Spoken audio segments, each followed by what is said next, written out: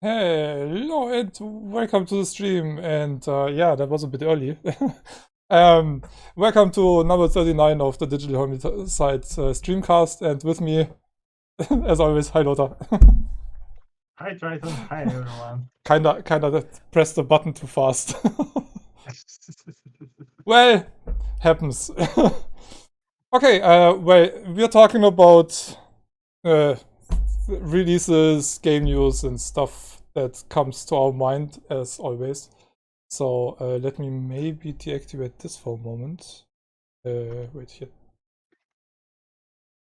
There we go. Kinda dark, am I? Wait a second. Yes, you are, and I'm not sure what with my lightning. Trying to fix it a bit. Oh, that's too much. Wait. I reactivated some stuff that for some reason were not active anymore. Okay, that should fix it. I don't know. Kinda weird. Okay, anyway. There should be no flickering. There should be no issues, hopefully, today. My system runs at 60% in total, which is good. That's what system used a few days ago just for freaking system, without anything else. All right, well, where do we start? Wait a freaking second.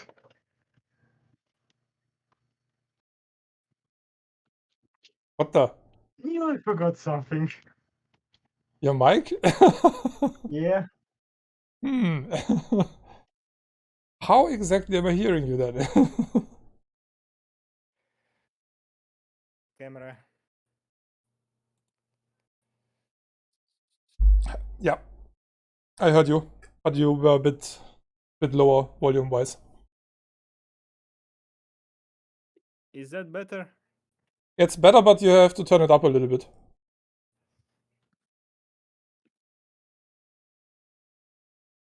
Well, now it's 100%. Yeah, that's okay. That's good. Yeah, okay. Then it's fine. Yeah, it definitely. Yeah, it sounds better. The direct. I forgot one of the most important things from me. Yeah. So, where should we start? You want to start with something? Let's just start with our favorite game, Forspoken, and check TeamDB chart for status of this game, just to see if it's dead yet or not. Yeah, it was kind of funny that a few days after it came out, a lot of people were playing other games. Oh, less than 500 people. 411. Twitch viewers 213. It came out. All-time peak 12,500. Boy, that was a great release. Who are you? Square Enix. Yeah, it's definitely 12,000 all-time peak. 89 in total. Number 557 in top sellers. Yeah, so that came out what, like 2 weeks ago? 3 weeks ago? January 24th is behind your head. Oh, here, release date. Yeah, okay, I just saw the last record bullshit. Okay, yeah, a month ago. So, yeah. I don't know about you, but for me, this stat not showing that the game is healthy. Nah, not really. I mean, it's 426 people playing it at the moment, and reviews 57, or the rating on SteamDB. What other game came out at the same time? What was the other game that came out? Let's see about Hi-Fi Rush. What's going on with that?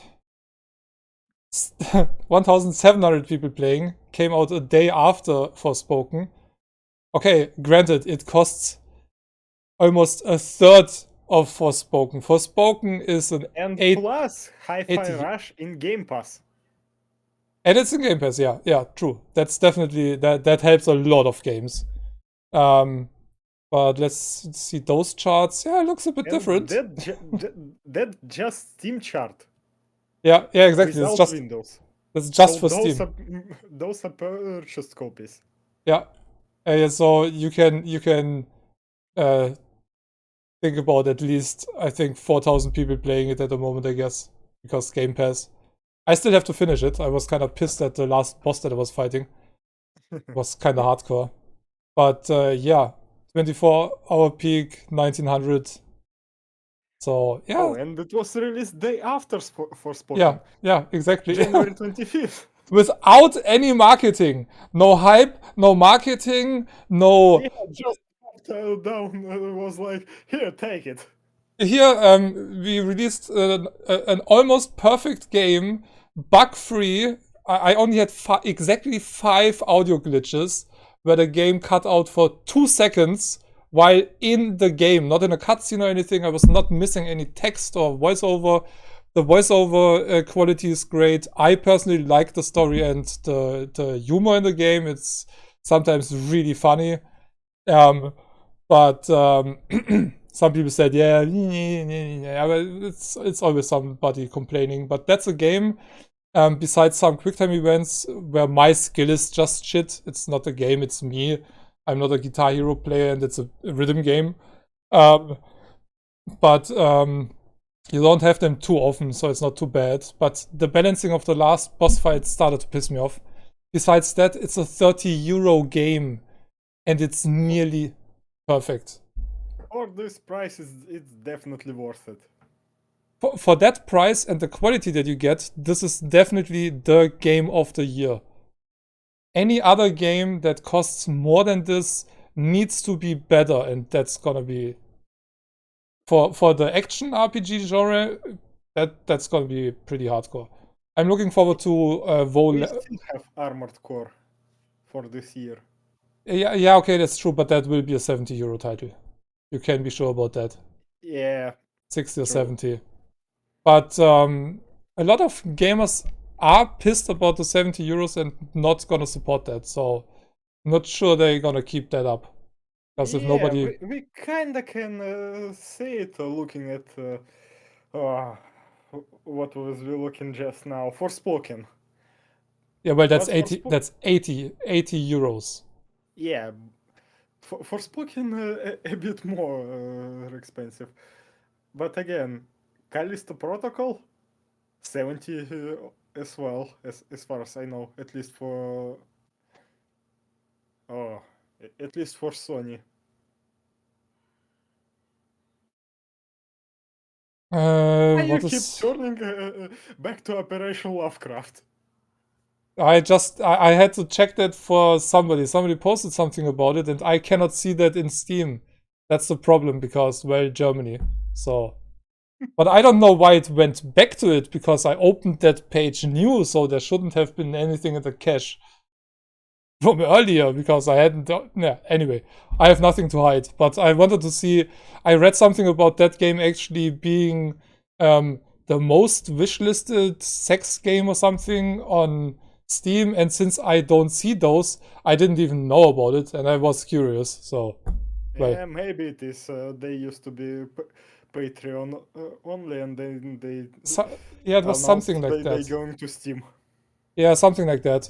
I mean, if you need something like that, okay. I mean, the quality is pretty high, and it's not just porn.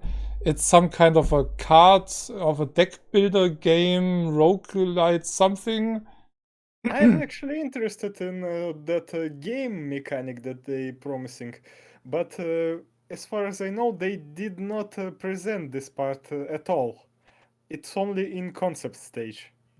Yeah, they changed a bit. I like I said, I read something about it. It was an article on PC Gamer or something like that. And yeah, I need to read it then. And then I got curious because, well, like I said, we oftentimes don't even see games like that in Germany. We are relatively open when it comes to sex in all kind of scenarios, but on Steam, nah, that's a no-go. We can get 18 plus titles, but you can shoot and kill people, but in a country where sex is pretty liberal, you cannot get sex games. It's kind of weird. Wait a second, you can shoot and kill people in games. What about that censored version of that game with Oh, you mean that last so and whatnot? Agony Unrated or something like that? No. That shooter, Bulletstorm, I guess. Bulletstorm, yeah. Well, I I got a collector's edition of that game. Not a German version. It was, I don't know, the store I was working in with my Nintendo shop kinda ordered it by accident or something. It was an international version, collector's edition, and I was like, yay! And was all fine with games for Windows Live when that was a thing, because that was one of those titles.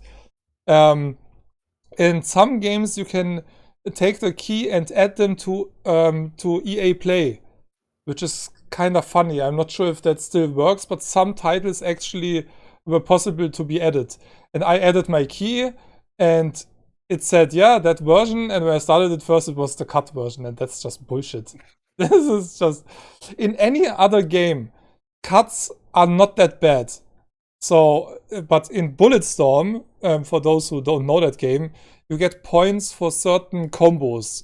So if you shoot off the leg and then the head, it's a name that shows for the combo, and you get points for it. But if you would do a headshot and the freaking head is still attached, where's the point of getting points for it? And getting points for shooting off limbs and doing those kill combos are explained in the game why you have to do that. So there is a reason to do that. Normally in Germany, games get cut or used to be cut. It's not that bad anymore. When you killed people without a reason for it, so going nuts, like in Medal of Honor in that scene in the airport, for example. The German version, I think, doesn't include that. Because if you kill innocents, like the game Hatred, I'm not sure. I think that's on the index here in Germany as well. I'm not sure. I could be wrong with that. But if you kill, might be because it's adult only. If you kill, yeah, well, adult only is not the same. When a game is on the index, you can still buy it and own it. But the company is not allowed to make any promotion or do marketing for the game. So you will not see it in a store where kids can actually see the game. And in game magazines, they cannot talk about the game using the original name. So, for example, Quake was on the index, and they could never say Quake. They just said the German translation for the word Quake, which is Beben. So an earthquake is an Erdbeben, and they just called it Beben, and everybody knew which game they were talking about. I mean, most Germans know English, so yeah, well.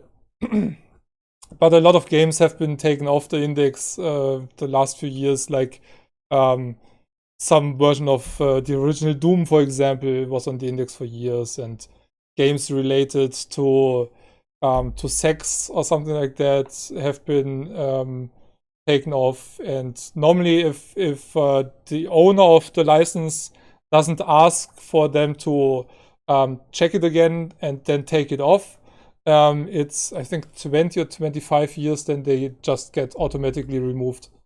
Because Doom, back in the day, used to be a really violent game where you could kill humans and all the splatter. It was super realistic.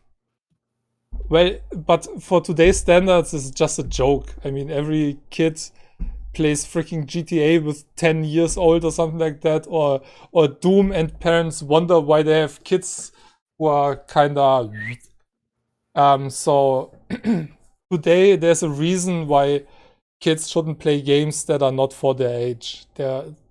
So many games are so super realistic these days with the graphics they can produce. The gore kills in Doom Eternal are freaking out of this world and super gory, and definitely nothing for kids. But hey, I read some forum post about. Oh no, it was a comment about Avatar, and oh yeah, my two little girls with 8 and 12 love that movie, and I'm like, dude, that movie is 12 plus, not up to 12, starting at 12. I mean, there are kills. I saw Avatar 2, and there are a lot of freaking kills and action, and holy shit, that, I don't know. I mean, there are kids part of the movie, but that's a whole different fucking story. So, I don't know. 8? Well, some parents taking their kids to the movies that they want to see and not their kids want to see. Well, yeah, you have Lego and all that kind of stuff also related to Avatar. So, I mean, it's not a children's movie. It's a freaking action movie. There's a lot of shit going on in that movie, also visually. And Just remember, yeah. Okay, for me it's childhood. Movies like Rambo, Terminator, Predator, Alien, yeah, well, Evil Dead. the first real movie or adult movie that I saw was Flash Gordon, the 80s Flash Gordon. And I was 6 or 7 or so, I think. But yeah, my parents also didn't know that I saw my first horror movie with 6 by accident, kinda. But since I was always a creative and imaginative kid, I knew it's all fake. So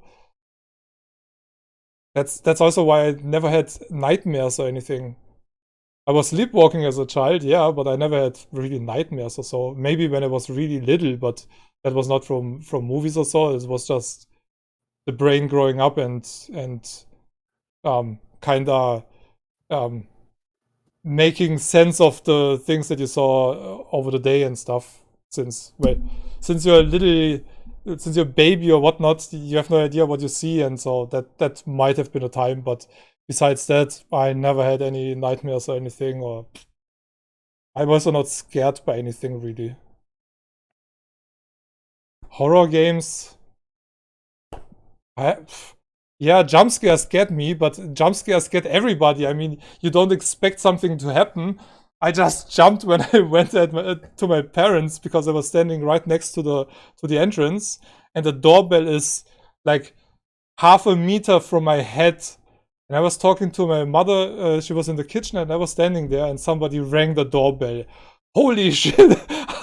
I jumped so hard because I didn't expect anybody to ring the freaking doorbell. It's not like my parents get a lot of visitors or so, just like that. And it was I don't know, somebody had to do something in the house or so. So he needed to get in. Holy shit. So yeah, jump scares get me like anybody else, but seeing a monster or something, nah, not really. It's not affecting me in any kind. Does it affect you in any kind when you play a game like that?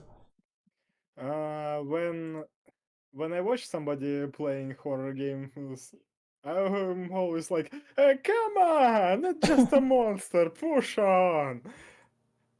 At least it was during when I watched something related to Outlast. First one, not the second one. Well, Outlast. When I played the first Outlast, that was completely different story. I was hesitant to turn the corner or whatnot. Yeah, well, Outlast. It's not really the horror that is getting me or affecting me in that game. It's the biggest problem that you can't do anything. The constant just running away and hiding. sure, my heart rate is higher as well, obviously, but it's not because of the horror scenario, but the fact that you just have to run away. You cannot do anything, and I am not the biggest fan. And that was really bad when I played a bit more of Resident Evil 7, for example. It looks really great. I really, really like how it looks graphically. It's really, really an awesome looking game. And it transports that typical horror movie feeling really well when you first time get into the kitchen and open that fridge with all that moldy and uh, disgusting food that went all rotten and all kind of shit. So Resident Evil 7 really helped Capcom. yeah, the atmosphere and everything is really, really great in that game. And I played to a point where I already had a weapon, I had ammo and everything. And then I was chased by some idiot. And I couldn't use my fucking gun. And I was like, for what do I have a freaking gun already with like 9 bullets and I cannot use it? Yeah, okay, I know the game doesn't want me to use it, but then give me the fucking pistol later, you know? And then I had to, I went into a room where, I don't know, there were some cabinets left and right, so there was no way to get past. And some monster came from the front, so I wanted to get out of the room, and one came from the back. Oh, you're already talking about the basement. Yeah, the basement. Yeah, it was already action there. I was chased by the X guy or something, and then I went into that sequence where you get chased by I don't know, like some shadow demon thingies. I don't know, and I couldn't get anywhere, and I couldn't do anything. I died there a few times, and then I was like, okay, no, fuck it. I don't have the time to figure out what's going on here. Seriously. Yeah, that's one of those moments when you must brute force it. Either that or run away. Yeah. They will wait for you anyway. They can walk between rooms. Running away was not really an option, and even worse, I couldn't use my fucking pistol at that point. Why? Yeah, I don't know. I couldn't use it. I couldn't get it out of my inventory. I just couldn't use it. There was no way to use the pistol. It was like, I think maybe you didn't figure out the control, because you must equip weapon from your inventory. yeah, and that was not possible. That's the thing. It was not. That's too strange. That's all I can tell. Maybe I broke the game and it was a bug. I have no idea. But like I said, I was already up in the first floor where you could save and everything. I went to another save point as well. Went into that living room, and I went through quite a part of the game, but yeah, when that moment was there when I wanted to use the pistol, I had it, but that was basically it. Was like grayed out, so I couldn't really.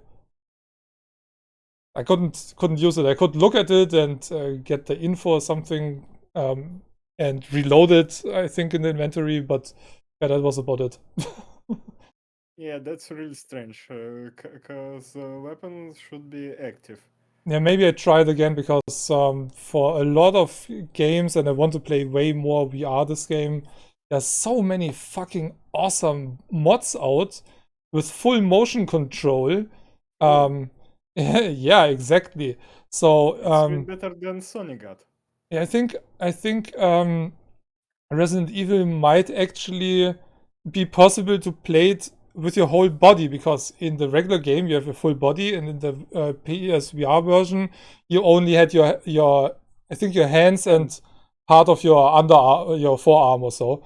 But that was only the hands. I think back to the shoulder or before that. Yeah, but you saw that you had no body basically. Yeah. And that's completely, for me personally, immersion breaking. Like in Half-Life Alyx, you see your whole fucking body. You can look down on yourself. And when the tracking is good, it looks and feels like that's you in the game. And that's what I need and want in a VR game. Otherwise, it's pointless. I mean, back in the day in VR, okay, I get it. Performance and knowledge, and it's easier to just have the hands. And if I would do a VR game, I might start only with the hands as well and add the body later on or something. But today, yeah, if you just see the hands and no arms, it just breaks the immersion for me. And yeah, but there are really a lot of freaking mods out for so many FPS games. It's crazy. They also fixed Deep Rock Galactic, so it shouldn't crash anymore on my end. That's definitely a game that I need to play in VR because it just looks like it's made for freaking VR. So Well, hope it will work for you. yeah, PSVR 2 came out. Oh, Yeah, people play VR games on the PlayStation again. I I didn't look. kinda missed it. Yeah, Well, I didn't. It's not hard to miss something that ain't available for you. Yeah, that's exactly. I saw a video of somebody I watch regularly. He does several news shows, and he mentioned that he played the PSVR 2 game that just came out, like a tabletop game, and he needs players and stuff. So I know that it's actually out already. But I didn't really look into it. I know about a handful of games that came out or will be coming out soon, and technically and from the look of the games, it might be one of the best VR systems at the moment. And also technologically, what you get with the headset itself, you have eye tracking in it, for example. So depending on where you actually look, because well, you don't have to turn the head around to look at things. You can just look inside on the display basically. And That's neat. yeah, it's the thing. What it does, wherever you look, you have a higher density of the DPI, so the resolution is higher on that point where you actually look at. The next step will be in the near future for the next Meta headsets, that you can also use the displays that will be moving front and back and be related to the focus on things. That's the If one thing. Meta will survive that long. Oh yeah. I don't worry too much about that. Zuckerberg is an idiot, and he copies Elon Musk now with the blue checkmark for Meta and Facebook for $12 a month. Idiot. But no, he actually still got a shit ton of money, unlike Elon Musk, who burns money. Well, but I'm not worried that not having money. I'm worried if he will get shut down for something or not. for what exactly? Well, What did I miss? usual stuff, Facebook tracking people and whatnot. Yeah, I mean, he's kind of dodging all that for years, so well, he's gonna pay a fee or some fine or something, and will be done, I guess. But yeah, he's the one, well, besides Sony now, who pushes the most for VR, and they already have headsets with focus and depth of field and lens lens tracking and stuff, or eye tracking. So they're a bit behind schedule, I think, because the Quest 3 is planned for this year. I'm not sure if that's actually happening. But well, if we're talking about Carmack working. Yeah. I mean, that's the next thing. I mean, one of the best game programmers of all times so far, I would say, when it comes to engines and optimizing stuff. So yeah, definitely the right guy to work for that company. I mean, the metaverse Specifically for that project. Yeah, definitely. The metaverse is dead on arrival, basically. As far as I know, nobody really uses that. Yeah. But I think we're just too soon into a real metaverse that you would expect when you saw the movie Player One, for example. I mean, we will have that at one point. I mean, some people. The problem is for real full body VR, you do need space, and a lot of people, well, they cannot use that space because their space at home is limited. Same for me. I mean, I only have a 2-room apartment, and yeah, well, I could throw out half of the Like shit. most people have something bigger. Yeah, so most There are some people, people who have only 1-room apartment. yeah. So definitely, if you have a small room, you need something like a Quest where you're autark from any PC, for example. But somebody like me, I have a sensor setup, and as soon as I buy a new headset, I will not be able to use that anymore, and that pisses me off because it's a 360-degree setup. So no matter where I look or where I turn, I would be happy if I could just upgrade the displays in my Oculus. That would be totally enough for me. I love the headset, I love the controllers, I love everything about that system. But the resolution, yeah, well, that could be higher now. But that's basically the only thing I want to change. The rest is working in my area for the limited space that I have. So I can turn around, I can grab stuff from the floor in most scenarios.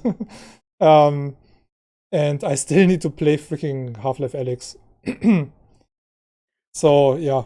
Another game just came out, basically 2 or 3 days ago, called Sons of the Forest, which is basically a sequel to... What the hell? Hello? Whoa. What was that? Holy shit. Basically a Browser sequel... crashed. No, I don't know. My mouse wheel did some stupid stuff. Basically a sequel to The Forest. So looks... Wait, do you mean that forest, that Yeah. survivor game with plane crash? Yeah, exactly that game. That's basically, I mean, you can see it with some mechanics and stuff. What's new, apparently you have 1 or 2 NPCs in the game that can work for you. What? Yeah. And they do some weird stuff. People build tree houses, and that dude started chopping down the tree where the house was on, or some stuff like that. I mean, it is early access.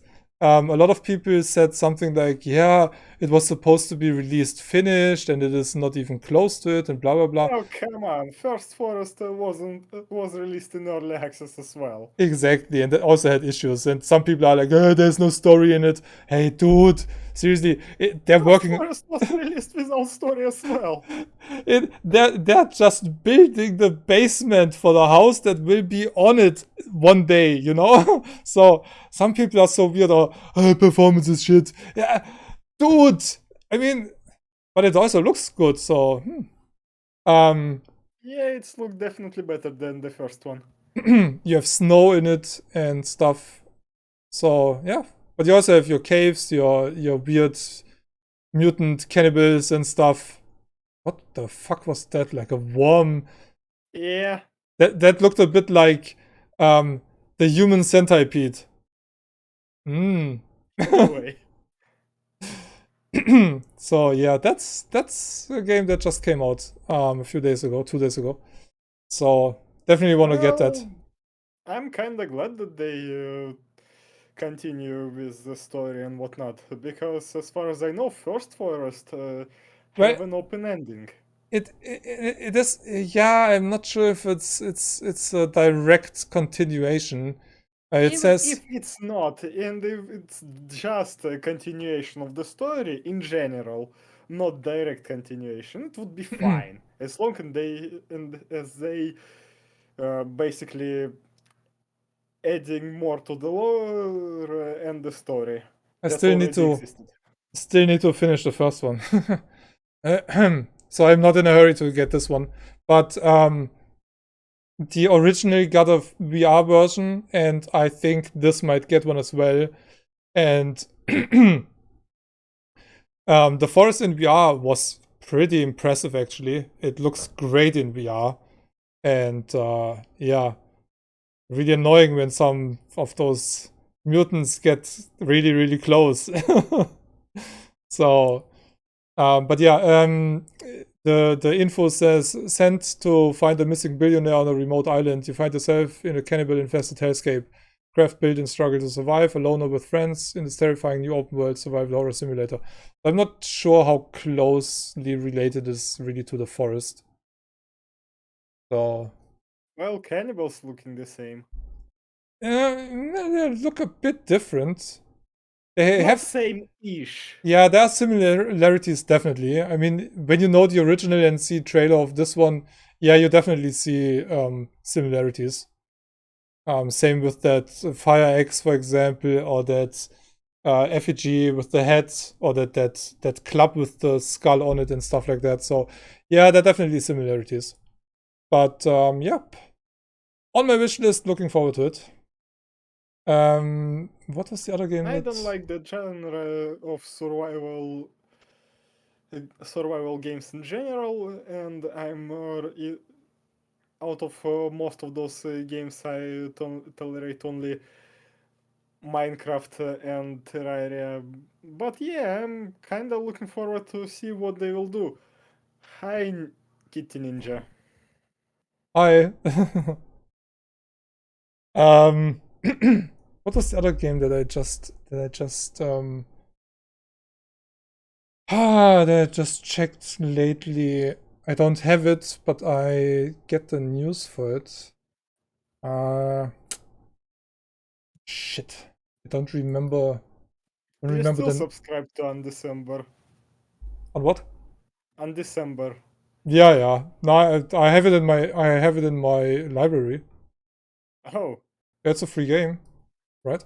Oh yeah. So I kind of forgot about that. yeah, I never played it, so I have no idea. I played the tutorial area till they. I don't remember. A game asked me to do something, and I was like, "Nah, I'm out," and Alt F4 from it because they froze all of my control, and I couldn't do anything besides Alt F4. Okay. No, I don't know. It's no, that's not that game.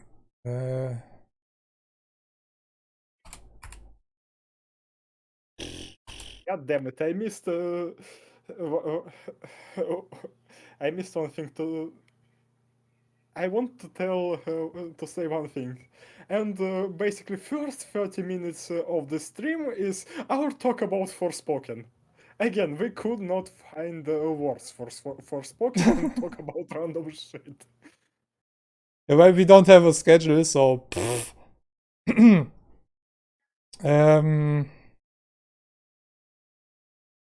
I'm not sure if I'm gonna find that, because that does some stuff a little bit different when it comes to survival games, actually. It uses water physics for the actual game.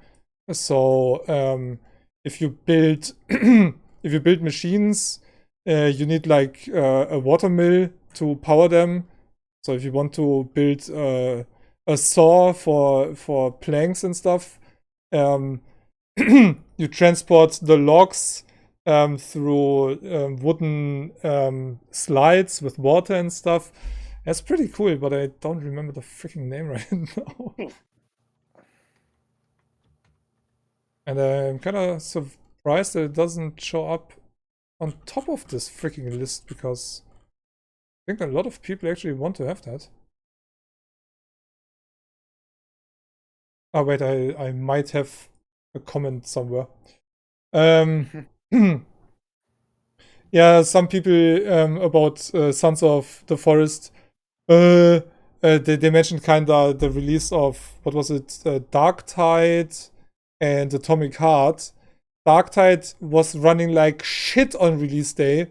Atomic Heart is one of the, well, it is the best looking and best performing game on release day for years. From a small company, it's their first game. So Well, company not that small, but yeah, it's their first game. yeah, well, I don't know how big it is, but it's the first game, so that's If the you're going to important thing. count high management who's saying that company from Cyprus, then yeah, it's small company. But yeah, if you're going to count studio in Moscow as well, then it's medium-sized company. Yeah, but the important thing is it's their first big Yeah. game. So, and how they did the look and the performance, I have no idea. I have a lot of question about direction of the first 30 minutes of this game.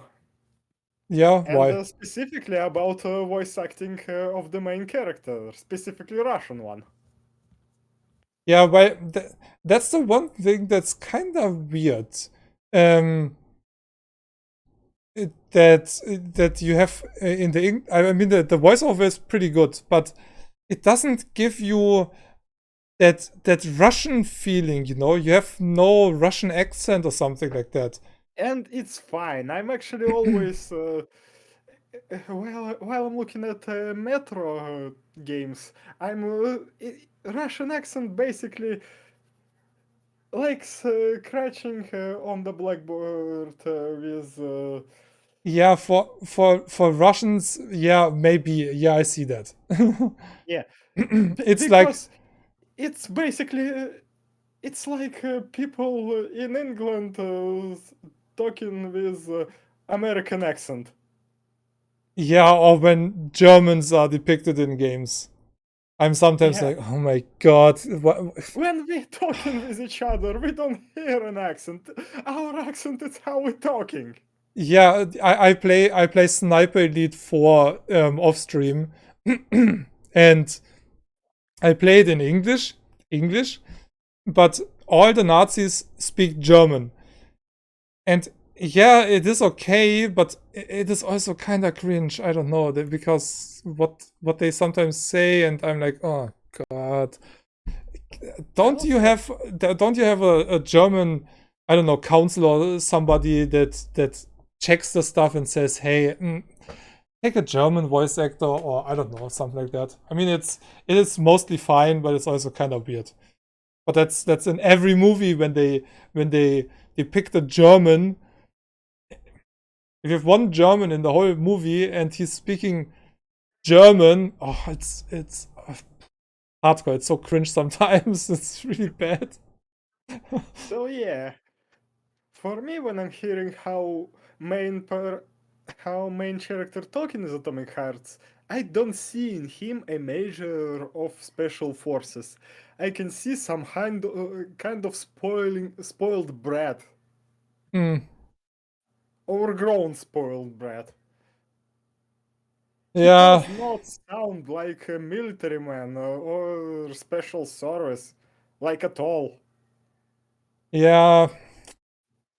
I read He in even several. doesn't look like this with his cool and stylish haircut.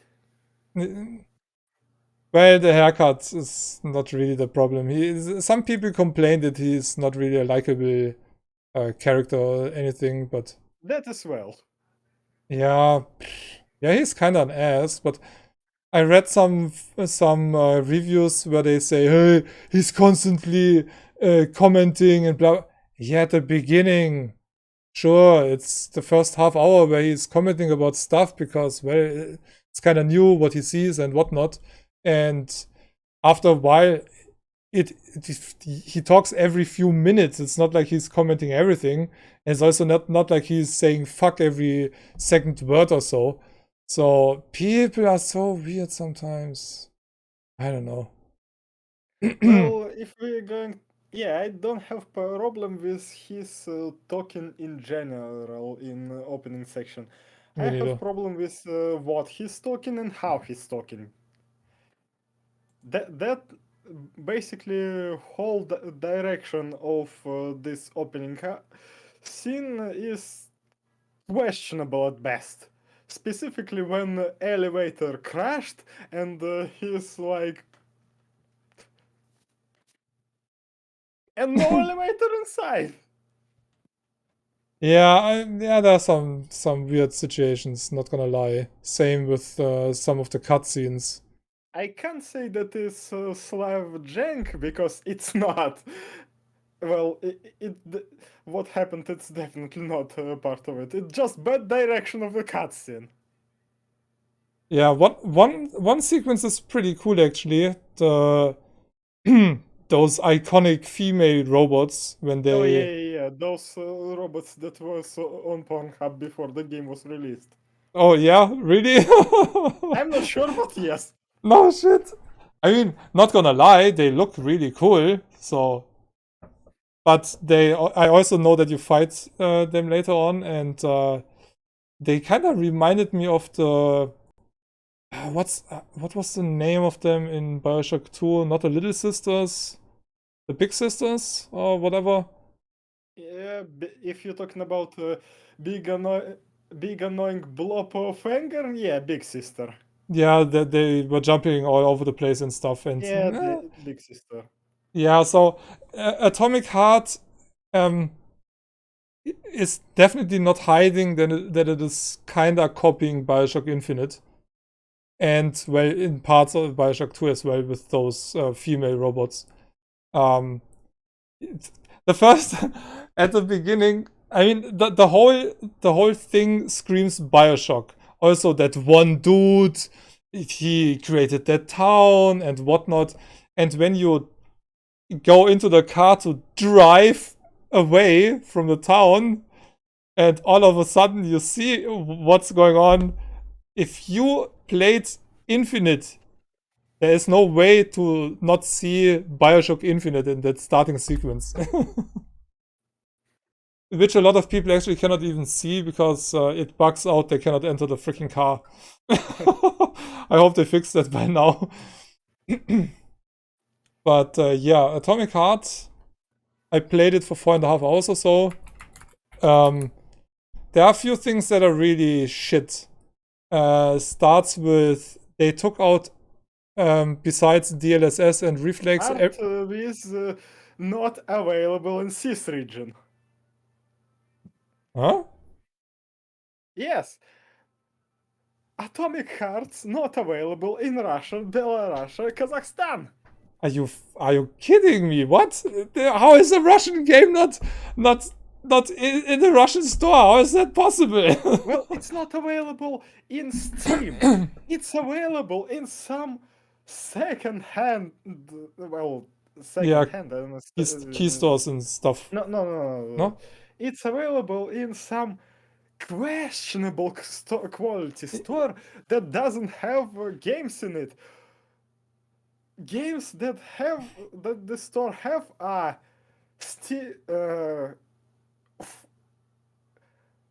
art farm junk that only sold in bunch in key reseller sites for farms, so you can farm the cards and sell them after that.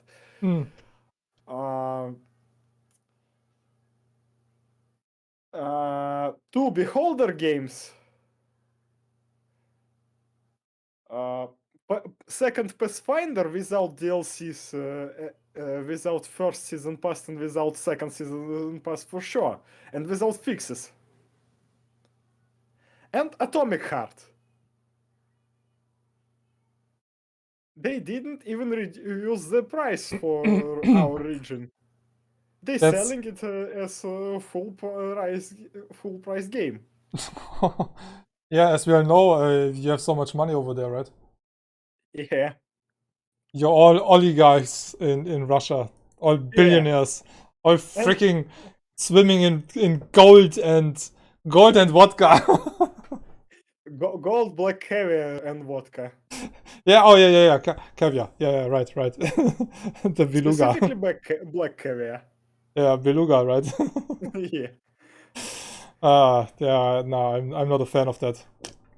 And you know what most stupidly offensive thing out of all of it? This store normally working in Russia only. So neither Kazakhstan or Belarus can buy this game even on that store where it's officially available. They must go to a third-party key reseller site to buy keys for that platform. How weird is that? I mean, come on. You know what's even more stupid out of this whole situation? Huh. They did not advertise the fucking store or the game at all. Only months before game was supposed to be released, they start advertising the game. Oh And boy. only 2 weeks before the launch, they start advertising the shop. Yeah, sounds like a good plan. How not to do it? You can even. I have no idea because there's zero chart for Atomic Heart sales. But you can look at SteamDB to see how performing Atomic Heart. And I can tell you that it's underperforming. 30,000 in-game at the moment. But yeah. That's slightly better than Forspoken. It's 10,000 better than Forspoken at the release. Yeah, well, I think I kind of missed that over the years, but I read a preview in my game magazine that I buy, and apparently that game was always using trailers that looked like they were all rendered, but the game is actually looking fucking insane.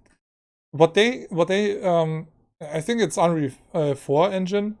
But the way might be. it's definitely Unreal, but I'm not sure which one.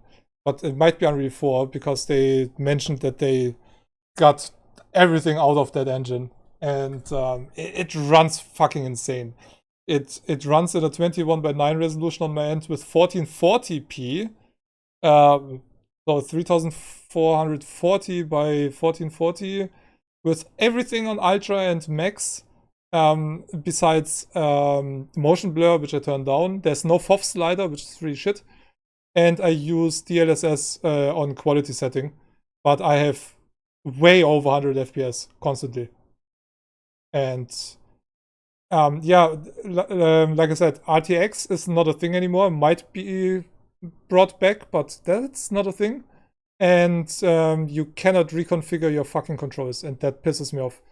Because you have a scanner function, which is already not the best really, but you do see through walls and stuff if there's an enemy. And it's so confusing. It's hard to look at. Yeah, well, it does kind of show you if you open the case already and got all the items out, and it can be a little helpful, but it's kind of weird. But you might want to use it more often or more regularly. And they put the key that you use right here. Well, on my end, it's right here, Alt, left Alt key. And for one of the special attacks, they use V. I mean, okay, I'm kinda okay with that. The problem is it's right above space, so I either jump or use that, and it's kind of weird. And it's a function that I want to use more often. That's electrical charge, for example, that's on V, and that's shit. I don't want to have that there. I want to have that somewhere else, but not there. Using your healing items is an X, which is also a weird key, you know? I would rather have shit like that on 1, 2, 3, 4. Because you only have so many weapons anyway. What I really, really like, and I already know that a lot of people will be offended or pissed off by that actually, but that upgrade closet or that upgrade box, that horny thing that makes stuff for you. Oh my god, I laughed so hard when I saw it the first time, and she was like, "Oh yeah, come on, put your polymer in me," and baby, and I don't know. I really enjoyed that. It was so fucking funny. I really liked that.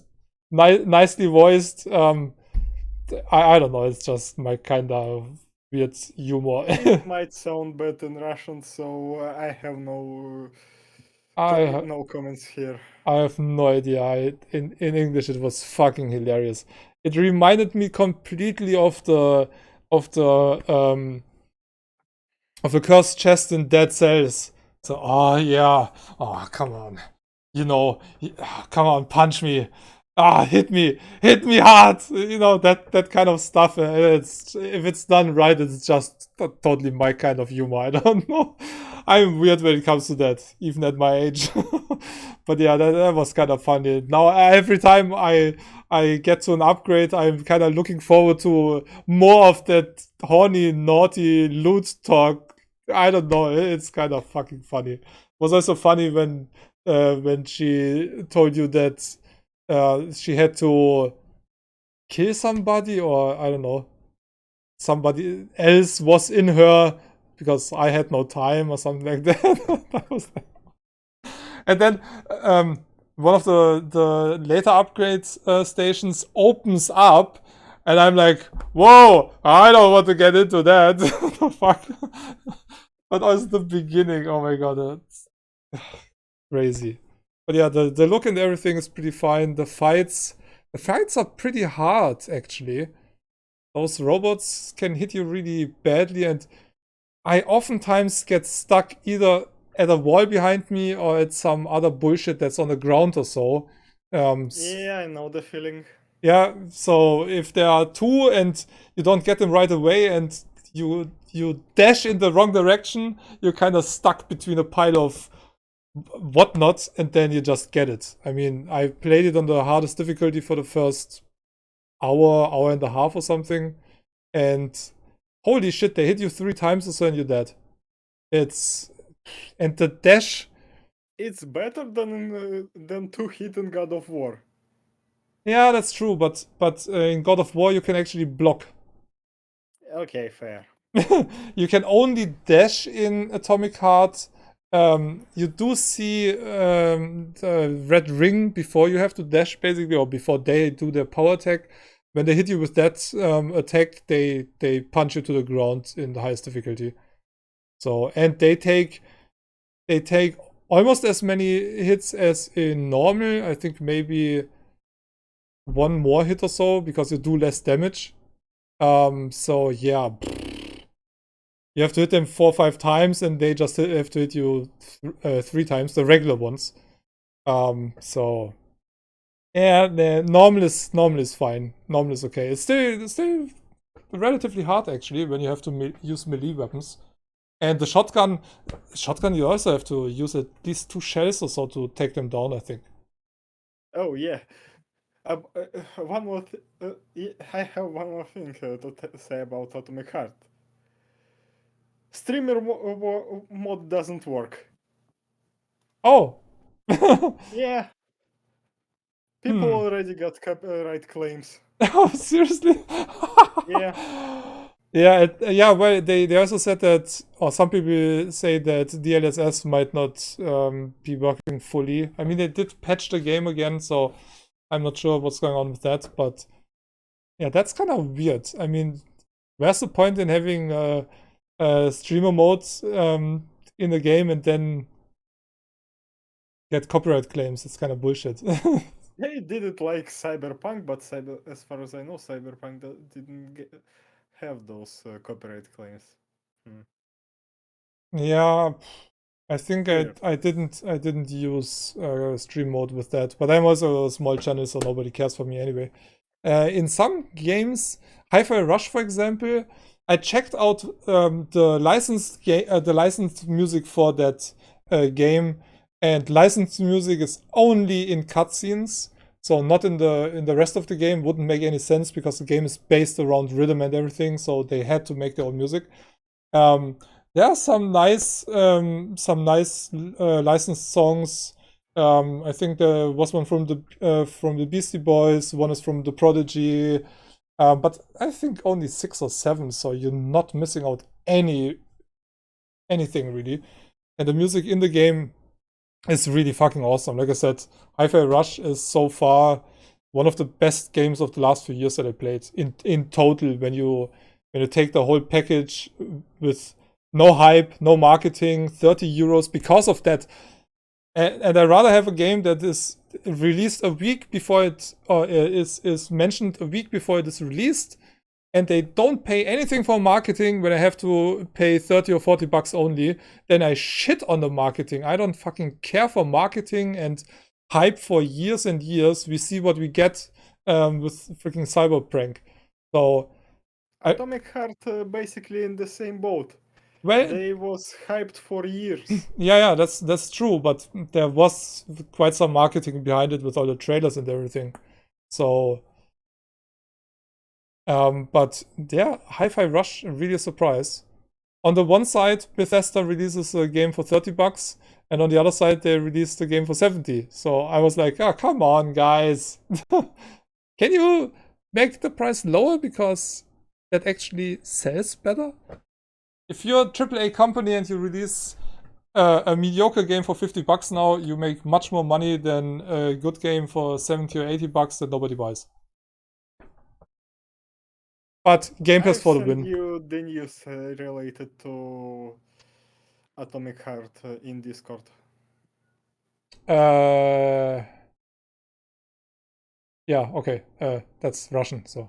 It's translated. Is it translated? Yeah, I ran it through Google Translator before sending it.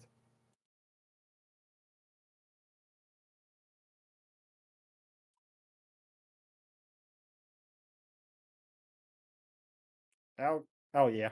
Yeah. Promise to remove a fragment of the cartoon, just you wait. Because of the cliche depicted black person. It was 1978. What, when the game plays? Or No, when that came out? When cartoon came out. Yeah, still, I mean, that was still in a time where things were different. Yeah. For me, it's nostalgia. For that fat fuck, it's not. He was offended with this. Yeah, well, that's the thing. If you if you make a game that is Specifically for this region. yeah, besides that, but if you the game plays in 1955, around the 60s and stuff, and things were different. I mean, you can like it or hate it, and it's not okay today anymore, but back in the day it was normal that the guy went to work and the woman stayed at home and took care of the kids, were cooking and cleaning, all that stuff. That was just how that time was. And the depiction of black people in comics or whatnot, yeah, today you wouldn't do that anymore. You know, a completely black person with big lips and anything. You don't do that in comics like that anymore today. And we have a lot of stuff going on here in Germany when it comes to stuff like that, which is kind of weird. There's a term that is used as kinda in Africa, it's used as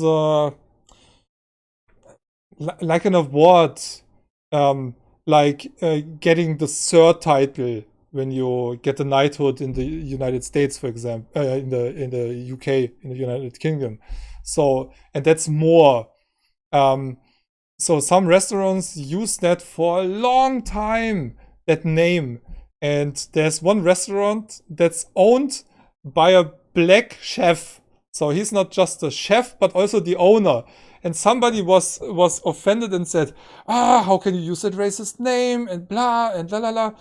And he was saying, yeah, hey, it's totally fine. Yeah, we want to talk to the owner. Yeah, I'm the owner.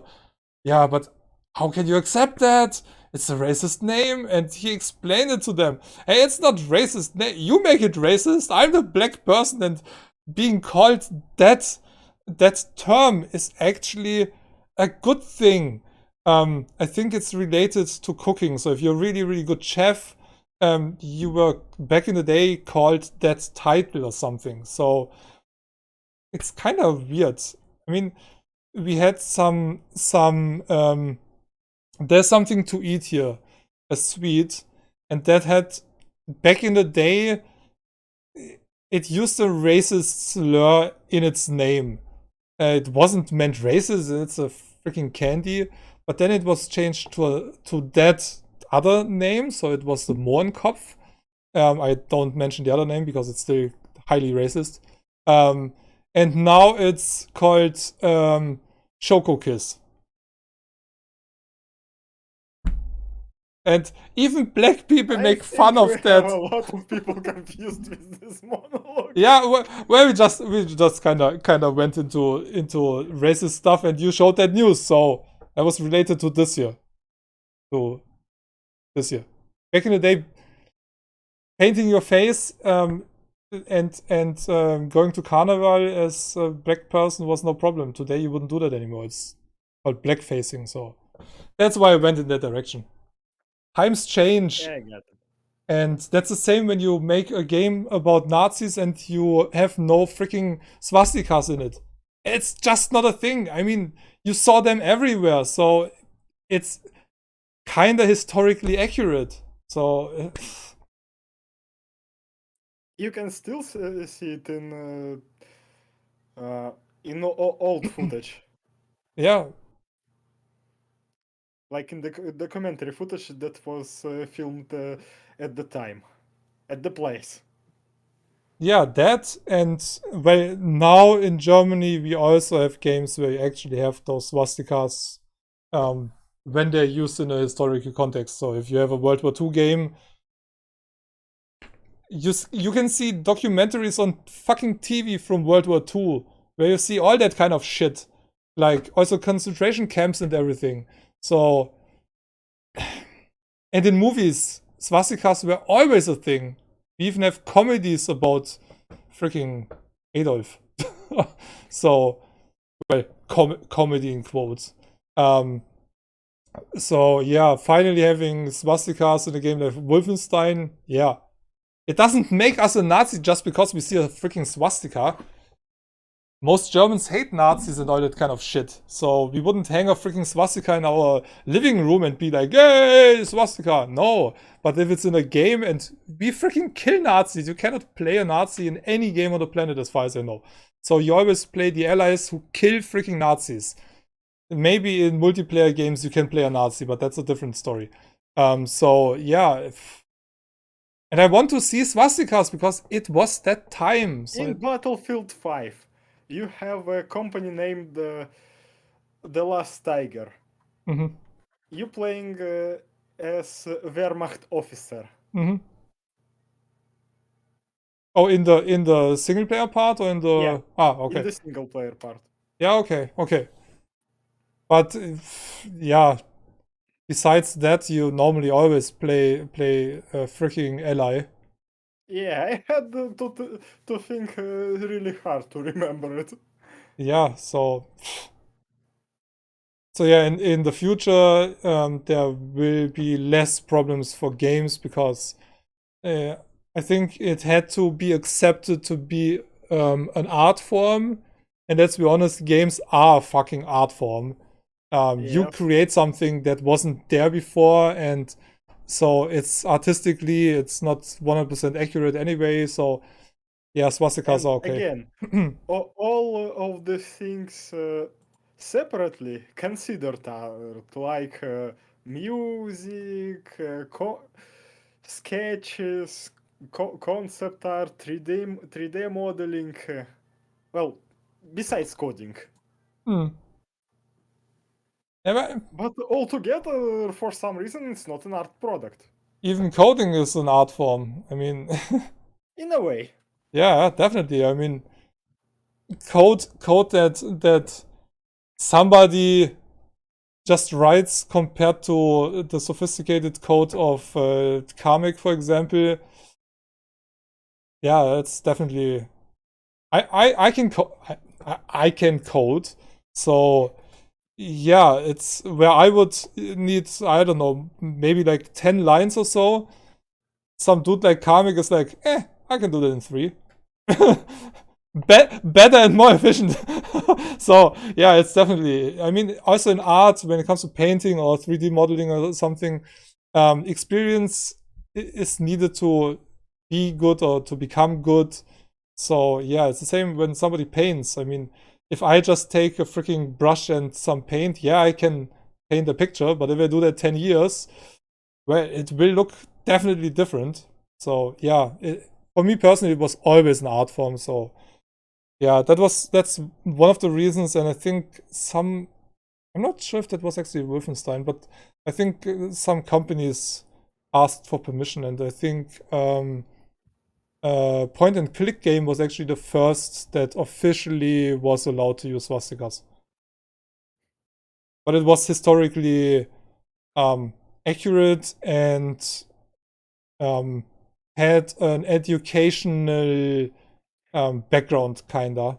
So you were not playing soldiers or anything. It had more to do with the life of the people back in that time, and how they had to handle all the oppression of the Nazis and all that kind of stuff, being a German in Germany and things like that. So, but yeah, you can choose Wolfenstein in 2 editions. You can get the German voiced and translated cut version or the international uncut. You have those 2 choices basically now. The first game where you have those choices. It's either or. You decide. You don't want to see any Nazi stuff, where you get the German edition, and I think there's German and English on it. I'm not sure. But the international version is completely uncut, and I play games in English anyway, so. I think Dead Space was released recently. Yep. Also like 2 or 3 weeks ago. It's kind of strange. People are like praising it. Yeah, good job. You showed them. Month. Yeah. And then it's like, where it is. Well, I saw a little bit in some streams, and they basically made an extended 1x1 they made remake. something ugly, and it's not 1x1. No, they not changed a lot. Yeah, you have areas that you couldn't get to earlier. You have that what they changed, that your jetpack or whatever is capable of moving wherever you want, not just in one direction. Zero gravity sections. Yeah, zero gravity. I actually have problem with zero gravity sections because they screwed up the original run on the ship surface sections with that. Okay.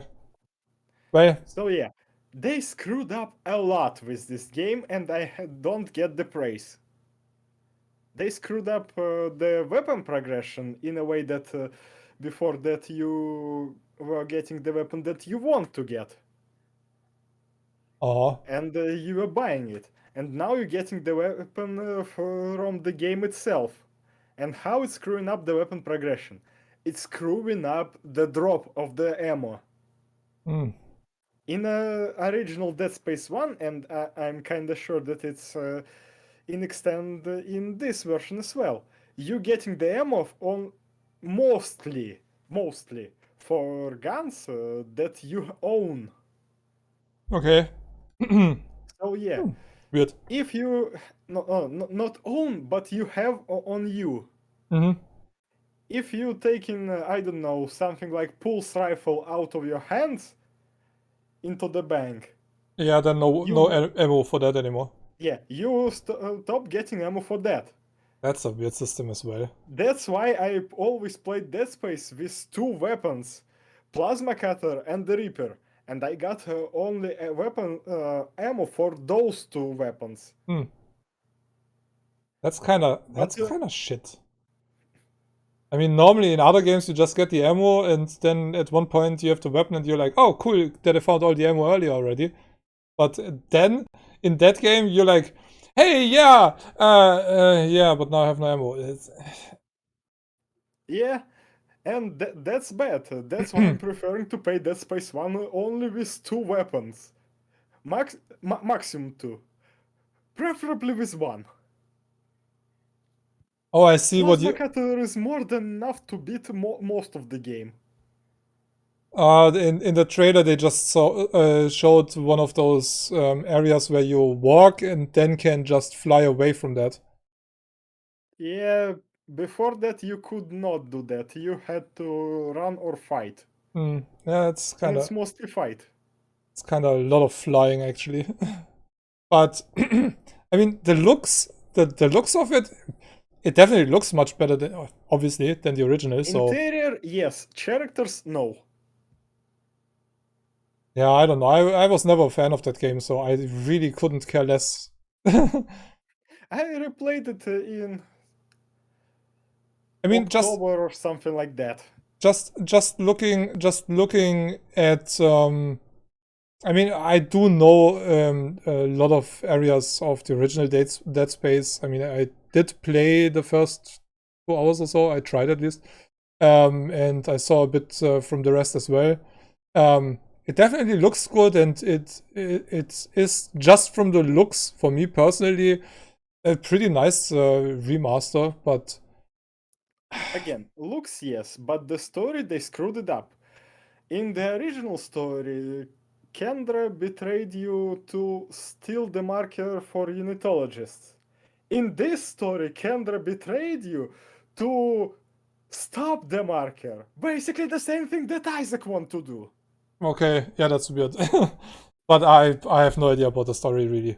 I just know that Yeah. you're Isaac, you're on the Ishimura. That's basically what I know about the game. And I watched the pretty nice animated movie. That was actually the animated movie. Yeah, there's I the think animated movie was released in between Dead Space 1 and Dead Space 2. I think it's the prequel to the original Dead Space. So Oh yeah, I watched it. Yeah, okay, it's cool. I think you Plasma cutter a bit iffy because it's work completely the different way than in games. yeah, But yeah, okay, it's but kinda yeah, cool. it's basically telling you what the fuck happened before you get there as Isaac. So that I kinda wanted to play that game mostly because of that movie. I watched that movie and I was like, yeah, okay, cool. Yeah, that's kinda a cool introduction, and I like the style of it. So I was really disappointed. I just cannot get into the game. And when I look at the trailer now, you have the same way too fast standing freaking camera position. I don't know. The camera position just pisses me off. If the character would be like 20% more to the center, it would work much better for me personally. But Yeah, for me it's basically a classical Dead Space camera, so I have no problem with that. Specifically, I and I think most of the people who play Dead Space. exactly, and that's my problem. That was my main and only problem is just the camera position and the feel of it. It just feels I don't know, weird. I help a developer in his game at the moment, and he uses a similar position but further to the center, so it feels and works much better. He needs to fix the fact that if you're with your back on a wall and you aim, you see your body but nothing else. You just see your body from behind, solid. So, so he's really happy to get the feedback from me that he got so far. He already fixed several things. It's called Alien Life Simulator. Highly overpriced indie game, but it's mostly overpriced, so nobody buys it. Yeah, that's the reason of the developer is that that will be the price when the game is done at some time. But he mostly gives away keys to streamers and stuff. I think I got it from Keymailer 2 years ago. So he released a bigger update like a month ago or so. And yeah. And then I played it again, and there were some things a bit weird. So the HUD, as you can see here, is not a thing anymore. It looks completely different. But it's kind of fun game. Needs way more content, obviously. And what I like, it's one guy working on that game. He actually is happy about feedback, even if I'm like, yeah, that's not good. He doesn't mind. He's like, hey, give me all the feedback that you have. It's better to get. Just to giving a feedback and not like There's nobody. played and yeah, okay. There's basically nobody giving feedback. There was no post in the last 2 years in the forum, so not really too many people know about it. There are like 4 reviews out, so it's really super niche title. But I do see that there is potential, and there is not one fucking asset pack in it. All the 3D art is. Oh, so he did it all himself. Yeah, he paid a 3D artist for the models for the weapons and some other stuff. And that's one of the problems that he has, because he doesn't have any contact to that person anymore. So everything that person did up to 2 years ago or so is in the game, and he does have that and own that, but he needs somebody else to do other stuff for him. I might actually work out a HUD for him. Just because I want to do something creative again, and I might be in the credits already, so why not contribute a little bit more? But yeah, now he's like, nah, it's that expensive, because I don't want anybody to buy it now, and then he doesn't know how long he will work on the game still. So, but he puts a lot of effort and love in it. So, you know me, I like to help indie devs who deserve it, and I Yeah. think he kind of deserves it. It's an interesting system. You have a You and the weapon that you use have an emotion system in it that you can see here in that one screenshot. It looks different in the game at the moment, but depending if you get hit more often than you hit aliens, or if you kill aliens without getting hit, the mood changes, and so changes the mood of your weapon. And depending on the mood of you and your weapon, you get certain perks, like doing more damage if your mood is good, for example. Or I guess something like taking more damage if your mood is really bad. So that's a completely new system for a shooter. I know that from RPG-like games like The Thing or something like that, where you had to figure out if somebody is infected or so, related to how they react or how they behave. So that's quite interesting. So yeah, looking forward to whatever he puts into it. So yeah. That's Let's just check SteamDB status of Dead Space.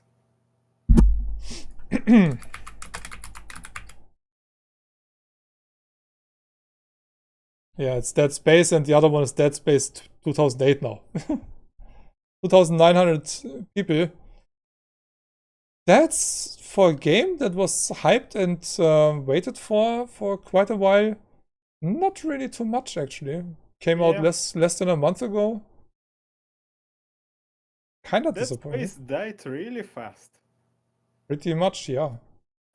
And as far as I can get, it sold around 1 million copies across all platforms. Did you see Elden Ring sold over 20 million now? Yeah, and really applauding them. They deserve that. Oh, definitely. It's I still need to continue with my fucking playthrough. But I'm not going to comment about sales of Dead Space compared to Callisto Protocol, because Callisto Protocol sales was not released. We know that they wanted to sell 5 million copies, then they dropped it to 2 million copies. And after that, we have no numbers about units shipped. But Well, Dead Space sold 1 million copies, so I think EA will butcher it again. all-time peak 3 months ago was half than Dead Space. And Callisto Protocol was, when it came out, basically seen as some Dead Space-like game, basically. It Because looks... they promised it to be like. Yeah, it looks and feels, from the look of it, like it is a Dead Space-related game. You have the same shitty camera position, your health in the bag, and it looks pretty nice, but yeah, I lost interest. I Yeah, don't... and all I can tell about Callisto Protocol and Dead Space, Callisto Protocol was also getting a good coverage. Oh yeah, Dead yeah. Space got also good coverage. But they both sold poorly. Callisto Protocol also sold more poorly than Dead Space, but still. Do we have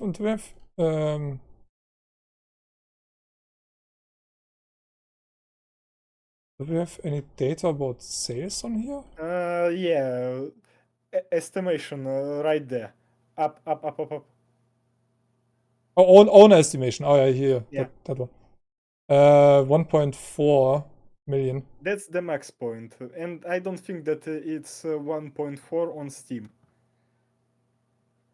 Total number of Steam reviews multiplied by 10. Okay. Play tracker, insights. Estimates owner in the range of around 700,000 to 800,000. And here, pretty much the same for less for Dead Space actually than for Callisto Protocol. That's kinda odd, but I also can understand that, because after Callisto Protocol burnout, people was a bit worried about Dead Space. Atomic Heart already in the range of 200 to 250,000. And it's still lacking. And that just came out. So Yeah, okay, it's just came out, but it's lacking because they cut the biggest customer base. Forspoken. Approximately 160,000. Oh my god. And I don't want to know how many of those refunded the fucking game. Because, seriously, I played the demo. Forspoken does have a demo. And to be honest, huh? It Hello? doesn't anymore? Or what? Wow, I had to almost type it out to get to the game. No, it does still have the demo.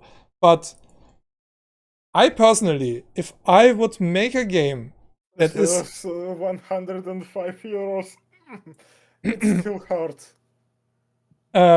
if I would release a game that is so hyped and so overpriced, I would release a demo that makes you want to buy the game while you play the demo.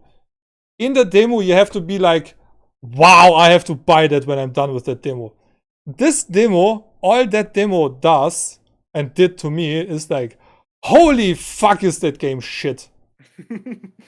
Well, Thanks for the demo, I can save those 80 bucks. Everybody needs to play the demo first before they consider buying this game.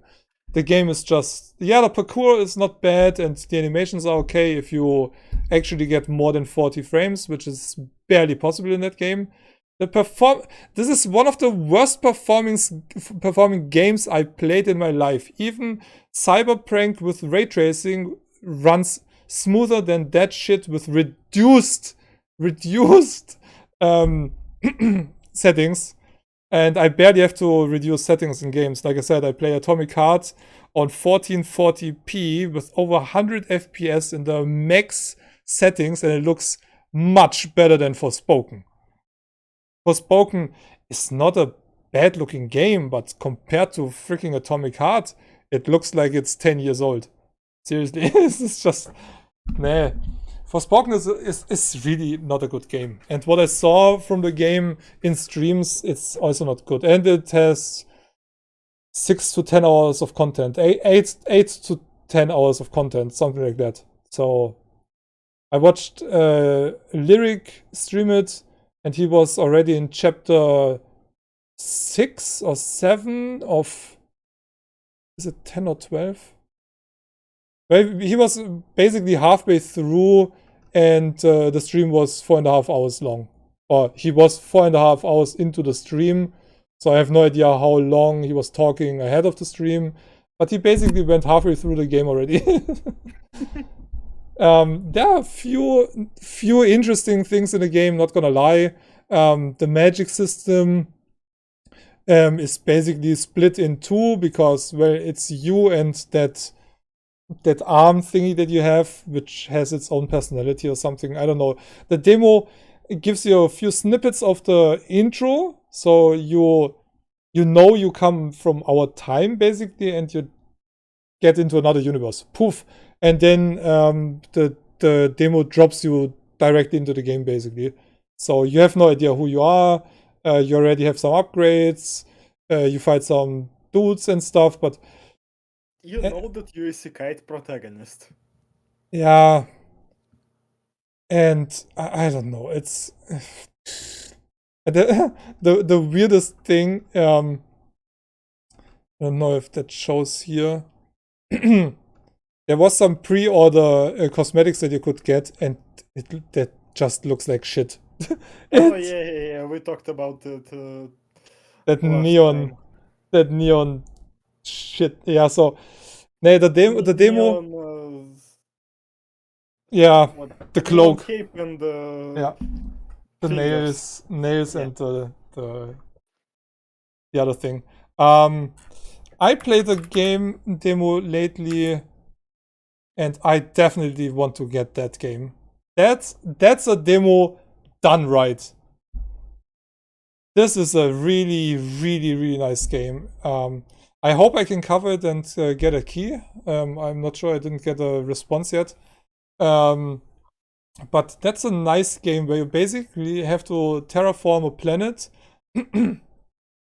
start an ecological system there, basically bring back life to that area, and it's kind of a puzzle game. So for different houses and different machines and whatnot, you get leaves, and leaves are used to buy new items and new stuff. And where you have to terraform it to at least, I think, 95% or so to finish a level or so. And at the end, you have to take out everything that you built in there. So you have to recycle all machines and all windmills and whatever. So you leave that area without any remains of any civilization or any machines or anything. So you just terraform it to bring back life to it. And then you, poof, vanish. And that's basically kind of the puzzle at the end when you're done terraforming the whole freaking area. And then you move on to the next area on the planet. But there's only one area in the demo. But it's cool. I played it for an hour or so. And that's a demo done 100% right. While you play the demo, if you enjoy games like that, and it's a super relaxing game, yeah, it's pretty cool. I saw it, I tried it, and I'm like, yeah, I want to have that game. Wishlisted, thank you. Yeah, shocking. To make people like your game and make people want to play your game, you must make first of all good demo, first of all good game, and second of all cut a good demo snip out of it. Yeah, and there's not really that much promotion going on for that game as far as I know. The community manager from Devolver asked if anybody or who is interested in covering the game. So yeah, it comes out in a month. Costs $25. I don't know how much content is in it, but for $25, that's a really, really nice price tag for what you get. And you have replayability in it as well. And it looks pretty nice. Looks and sounds pretty nice. And the more stuff you recreate and make, the more plants and animals come back, and yeah, life just happens in the end. You also have to burn down some areas to create a forest on it and create beehives. So you get flower areas thanks to the bees, and it's a really, really nice game. So yeah, if you guys want to have a nice strategy game that is really chill, yeah, that's pretty much it. So yeah. And like I said, demo done right. Forspoken. Try both demos and tell me what you think about those games. Which one would you get? The 25 buck game that is really a lot of fun, or the 80 buck game? 105 bucks game. Yeah, for the full version. Yeah. I would say buy 3 copies of that and make 2 friends really happy. Talking about prices, and that's also another thing that really pisses me off about Atomic Heart. I think on Epic, you actually it was in Game Pass. In Game Pass, you get some skins a bit cheaper, but you have 3 versions: the base game, the Gold Edition, which gives you the Season Pass for $10 less. And I think Season Pass come only in Premium Edition. In Gold Edition, you got only skins. Nah. At least it's how it's sold in Russia. No, Gold Edition, you also get the 4 DLCs. The Premium Edition gives you more skins. More useless skins and the digital art book. So kind of pointless to pay $10 more. Yeah, let me then check it out for sure. The thing is, you can buy, if you just buy the base version, for €7, you buy a freaking skin for your glove that you only see when you actually hack something or, well, use it. Otherwise, thanks to the field of view setting, you barely see your hand even if you look down. So, €7 for that. It does give you a few perks included as well. I guess it's just skills that are unlocked without paying for them in the game. Takes you maybe half an hour or so to get the items that you need. And the other weapon... Okay, maybe it is Season Pass. Yeah, it's the Season Pass. The Season Pass alone costs $40. So you get 4 DLCs, 10 each. €40 for 4 DLCs. For 30, you get a full-fledged game with... I can tell you even more. 10 hours of freaking content. People have no idea what will be contained in all those 4 DLCs. Yeah, I mean, the game just came out. I mean... They didn't even pre-plan it. Well, if they do it kinda like they did it for Borderlands, so it's actual new content and doesn't feel like, oh, that was in the game already and they took it out, then I don't mind too much if they do it like this. If it takes them... If they finished Golden Master like a month ago, maybe month and a half ago. I think they have no idea about what will be in those 4 DLCs, and sales of the game will form the budget to creation of those 4 DLCs. It might take 2 years or so to even get the DLCs. But that it basically might repeat Cyberpunk. Well, Cyberpunk, let's be honest, I don't see the DLC coming out this year. Same. Nah, they have over 70 job openings for CD Projekt. Okay, a whole lot for The Witcher. But yeah, last time I checked a few weeks ago, it was over 70 open positions.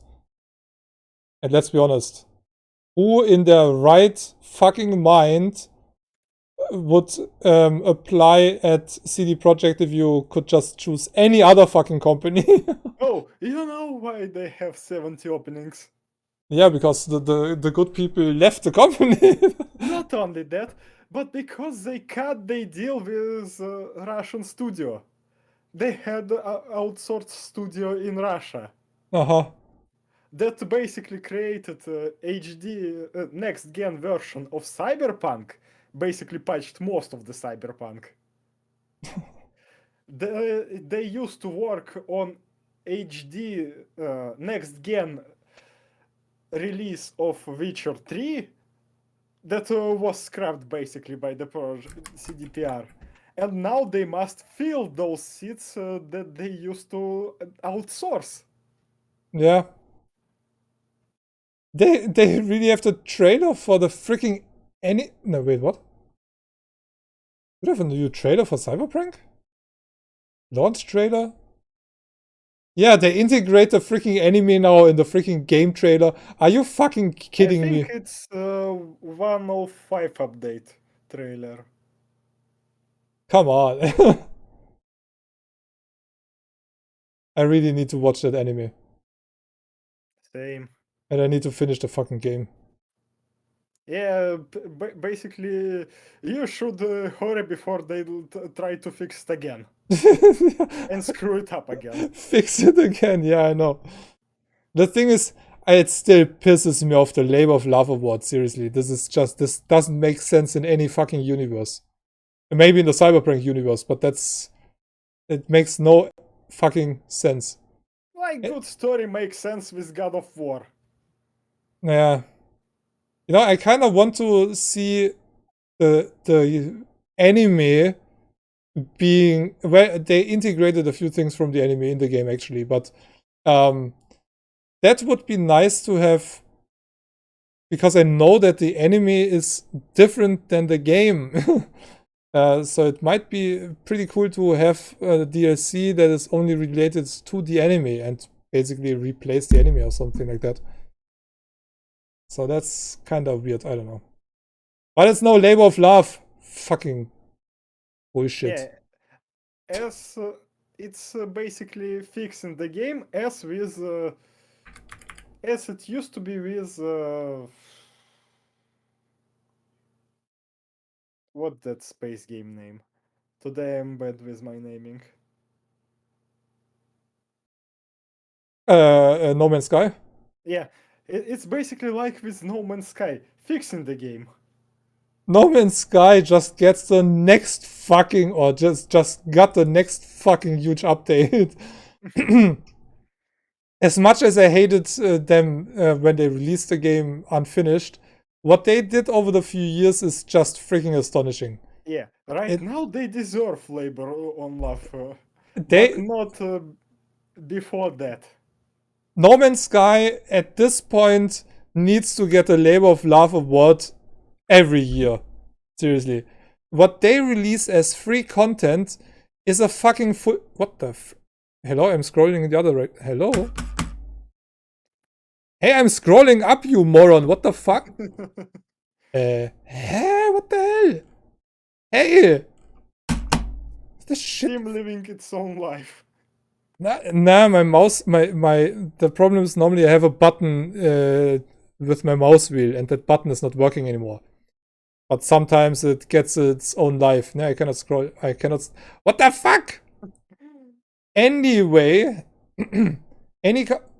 stop scrolling. Any company would release every single update as a DLC, and they could. I mean, they put so much content out. It's fucking insane. Now I'm interested in playing it again in VR because they actually did an overhaul.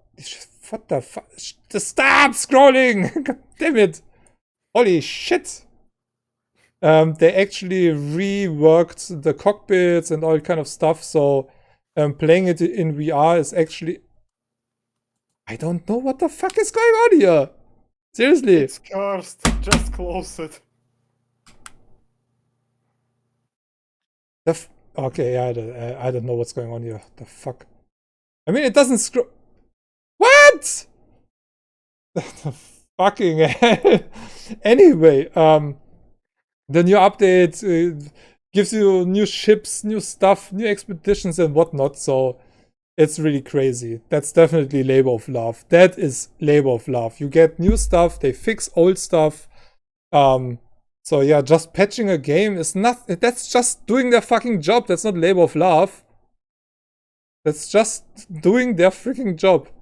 Labor of love is when you have something, yeah, like No Man's Sky or Deep Rock Galactic. Terraria, Deep Rock Galactica. Oh yeah, I mean, yeah, Terraria. I mean, that will be forever the best and longest supported game in that area. Not like a multiplayer shooter like Counter-Strike or so, but as a single-player game mostly. And Deep Rock Galactic soon is celebrating their 5th anniversary since release, and they work on that since I think I played in 2015 the first time or so. So that is a fucking insanely good game, and they just don't stop releasing new content. And free season pass, that's so fucking awesome. Where every other company, no matter what, Fortnite, Overwatch, all that kind of bullshit. Yeah, you have a free battle pass where you basically get that much, and then you have a paid battle pass. Every few weeks or so, you pay again and again. And Deep Rock Galactic or Ghost Ship games, they were just like, hey, oh yeah, battle pass. Yeah, here, fuck you to all the freaking companies. Here, we just make that part of our game because it's kind of cool. Let's make seasons like in other games. Make it all for free. Come on, here guys, have it. And that's a game that costs. Sell just skins. Yeah, if you want to support the developers, well, you can buy skins. Have fun.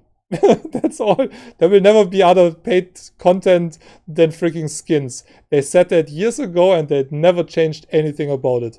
And it costs 30 euros. It's a fucking fun game. I have over 250 hours in it. Let's see about numbers here. Currently 16,000 players playing it. Release was 3 years ago. Okay, so started in beta or alpha 5 years ago. So they don't count from release, they counted from early access release, basically. All-time peak, 46,000. This is an indie game. And that was 4 months ago. So the game is already out for years and still pulls 46,000 people. At the moment, over 16,000 for a 3-year-old game, basically. So yeah. Over 5 million sold copies. Totally worth it. So yeah. You want to play one of the most fun and contentful co-op games, yeah, get that game. It's just fucking awesome. And one of the least toxic communities on Steam. Holy shit. Well, that is still up to this day one of the biggest surprise in gaming history, I think. I still don't. For sure. Until this day, I don't understand why that game went through the roof when it was released. I still don't get it. I just don't understand it. I will never understand that. I mean, I will not understand it as well. Well, I bought it. Well, me too, because it's just a game that is totally what I play, and the price was insane. It was like, what was it, $14 or something like that? Yeah, it was extremely cheap, and I was like, yeah, why not? But I was following that game before already, so I had that on my list for a month before release, so I knew about the game. And then it came out, and I was like, oh yeah, cool. And then I saw, what is going on here? Why is everybody buying this game like crazy? It is not like it's a super polished looking high-end graphics game. It's completely the opposite. It's a bad with strange building system. Yeah, although that's not too bad actually. You can build really. It's not too bad, but it's strange. Yeah, you have to get used to it. You need to get accustomed to it, specifically if you know how to play Terraria, Minecraft, and whatnot. Yeah, the handling is a bit weird, but that game basically made the developers millionaires in a few weeks. So over 11 million copies. Well, on that one page. But yeah, estimated 20 million. Totally worth it. They still work on it. And every single one of those 6, I think it was 6 people at the beginning in the team, nobody of them needs to work one day in their life anymore. they're done. They can just, they can take 10 years to finish that game now. It doesn't matter. Fuck it. The game is there's so much fucking content now. I just started playing it again. I restarted it again. It looks great. I mean, for the style that it provides, it looks good. The water and the lighting looks really, really good. They changed a bit in that area. The building was changed a little bit. It is a bit easier to get into the game now. You don't get attacked that soon by those big ogres or whatever those are. So it's a bit easier to get into the game now. But it still takes a shit ton of time to craft stuff and build stuff. I think I'm 15 hours into my new save and I still only have a little house. So but it's a nice game and nice game, and definitely they deserve it. Oh yeah, no, we can talk about that, sure.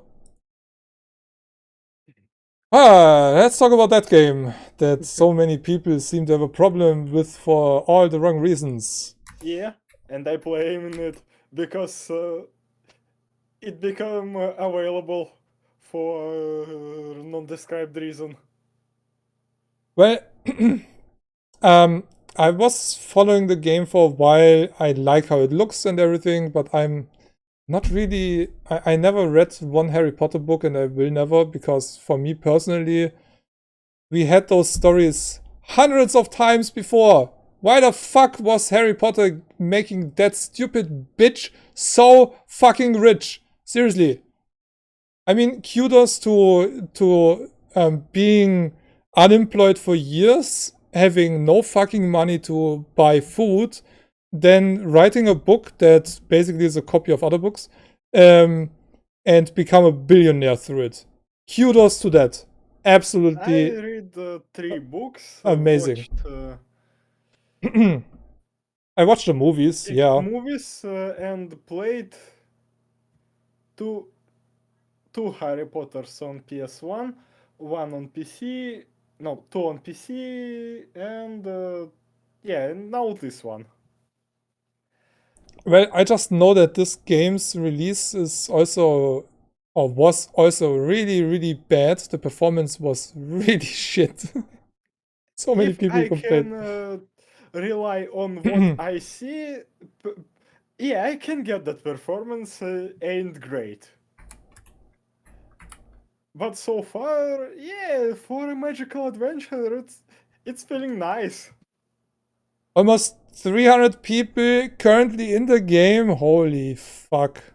Dude, if I could buy it on Steam, I would play it as well. Well, I mean on Steam, I would play it as well. But yeah, I can see why people like this game. Yeah, I can see that too, but for me personally, I don't know, it doesn't appeal to me one single bit. Not at all. But I think it has mostly to do with all the teenagers and children. Yeah, maybe. For me, it's again like nostalgia because I played Harry Potter 1 and 2 on PlayStation 1, and I played the shit out of Prisoner of Azkaban. So Right? yeah, I'm basically comparing to those almost 20-year-old games. Well, the thing is, Hogwarts Legacy doesn't have anything to do with Harry Potter directly, Yes. just the universe. So it appeals to definitely more people even if you don't know that if you don't need to or know the books and the universe completely, it definitely helps to know what. Dude, you know what they did in Hogwarts Legacy?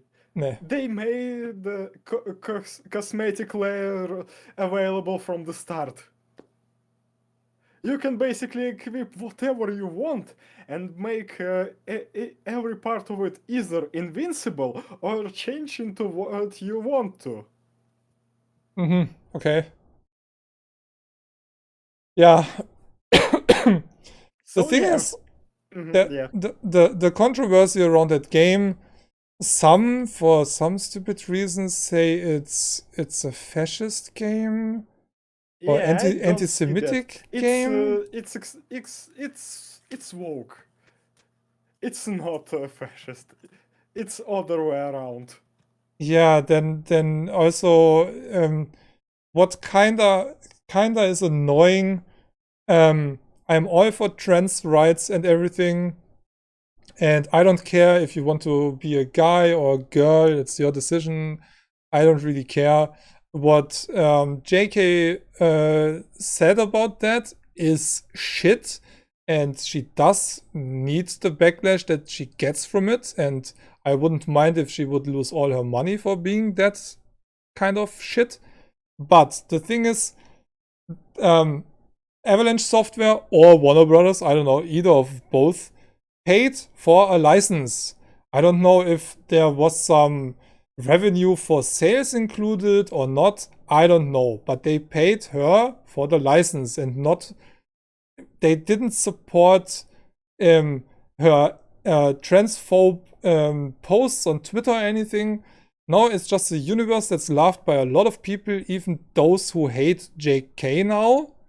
And I know that some people burned their Harry Potter books and whatnot and bullshit like that, but That's just stupid. Yeah, the developer doesn't have anything to do with what she said. That's the thing. I can say only one thing.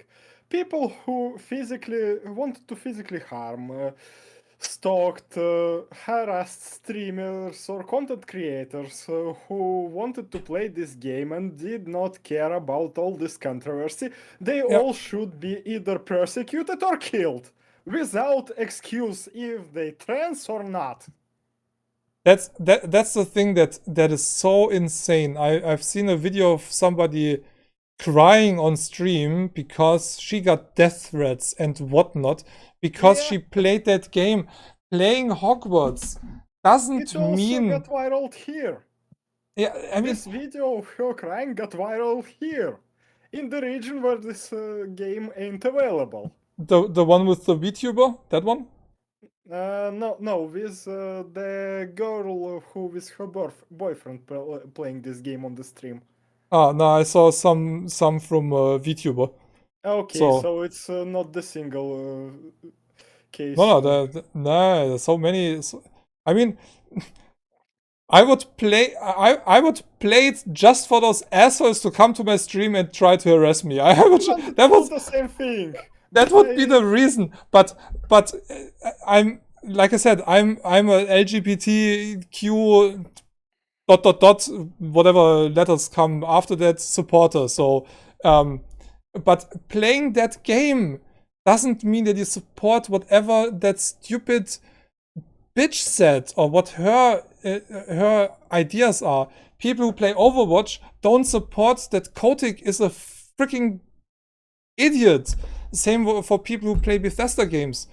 They don't support Todd. Yeah, I mean, yeah, kinda, but just because you get something from a company where one person is an asshole or so, I mean, we don't know everything about every CEO, so I guess there are more assholes on this planet than we know about. So, but we still buy their products and kinda get that stuff. If you don't want to support it, don't buy that fucking game. But if people don't care about what JK said, don't harass them. Yeah, don't harass people for liking this game. This game it's pretty mediocre when it comes to open world and collectathon and whatnot, but it's made competently. Performance is kinda iffy, but it's made competently. It building the good world. Okay, it's using already built world, but it feels magical.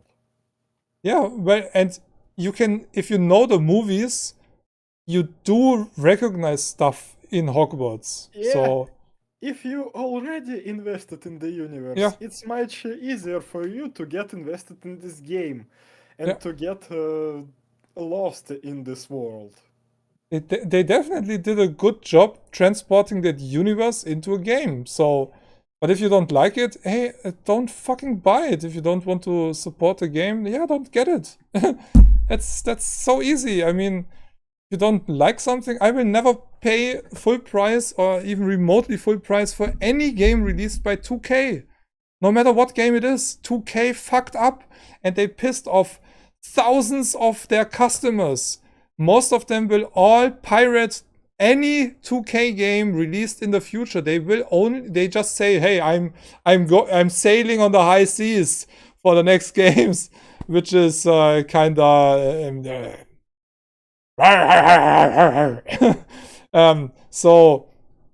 yeah, a lot will just say, "Hey, fuck it, no, I don't care. I have to crack the games now, so I don't have to play with the launcher. I might as well just pirate them in the future."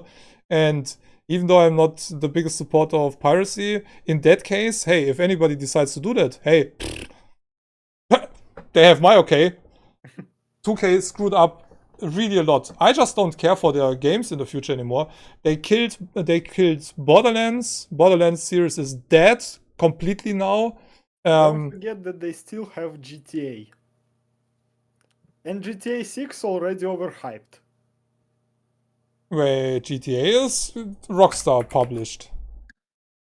That's not 2K, that's Rockstar. I would have been surprised if there would have been 2K there. No, Rockstar publishes their games on their own. They don't split money with any publisher. No. They're their own publishers.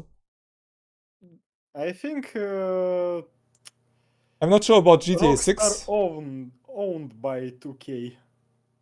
Yeah, okay, that might be me. But that's still... Yeah, well, I don't have the internal infos how their splits or whatever works if you get owned by somebody like that.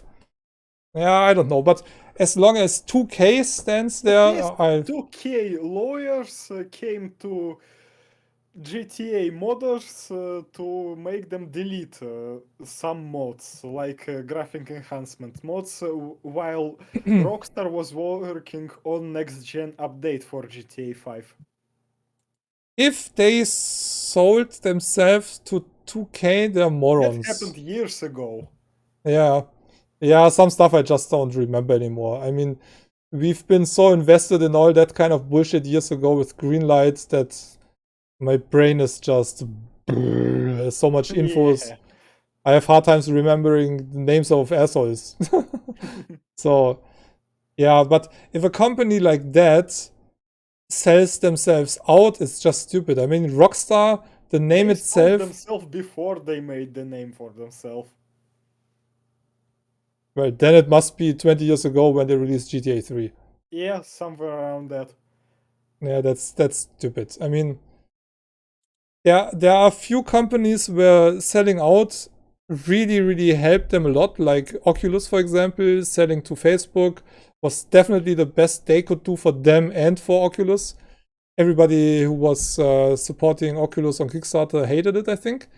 I still hate it, but I also like the fact that he is pushing it like nobody else. There's not one company. Well, there are several companies working on VR, but they already have like 30 plus prototypes over the last few years. I don't think that any other company has that money to just say, okay, let's make this technology. Okay, works. Put it in the drawer over there. They have a wall of all their prototypes, and it's a full wall of freaking Oculus prototypes with the weirdest stuff on it, motors on top for the lens movement and crazy shit. So in the future we will have relatively small glasses. That's kind of where it goes to have, well, kind of regular sized glasses, but all the technology included. But we are a few years away from full mainstream VR gaming, definitely.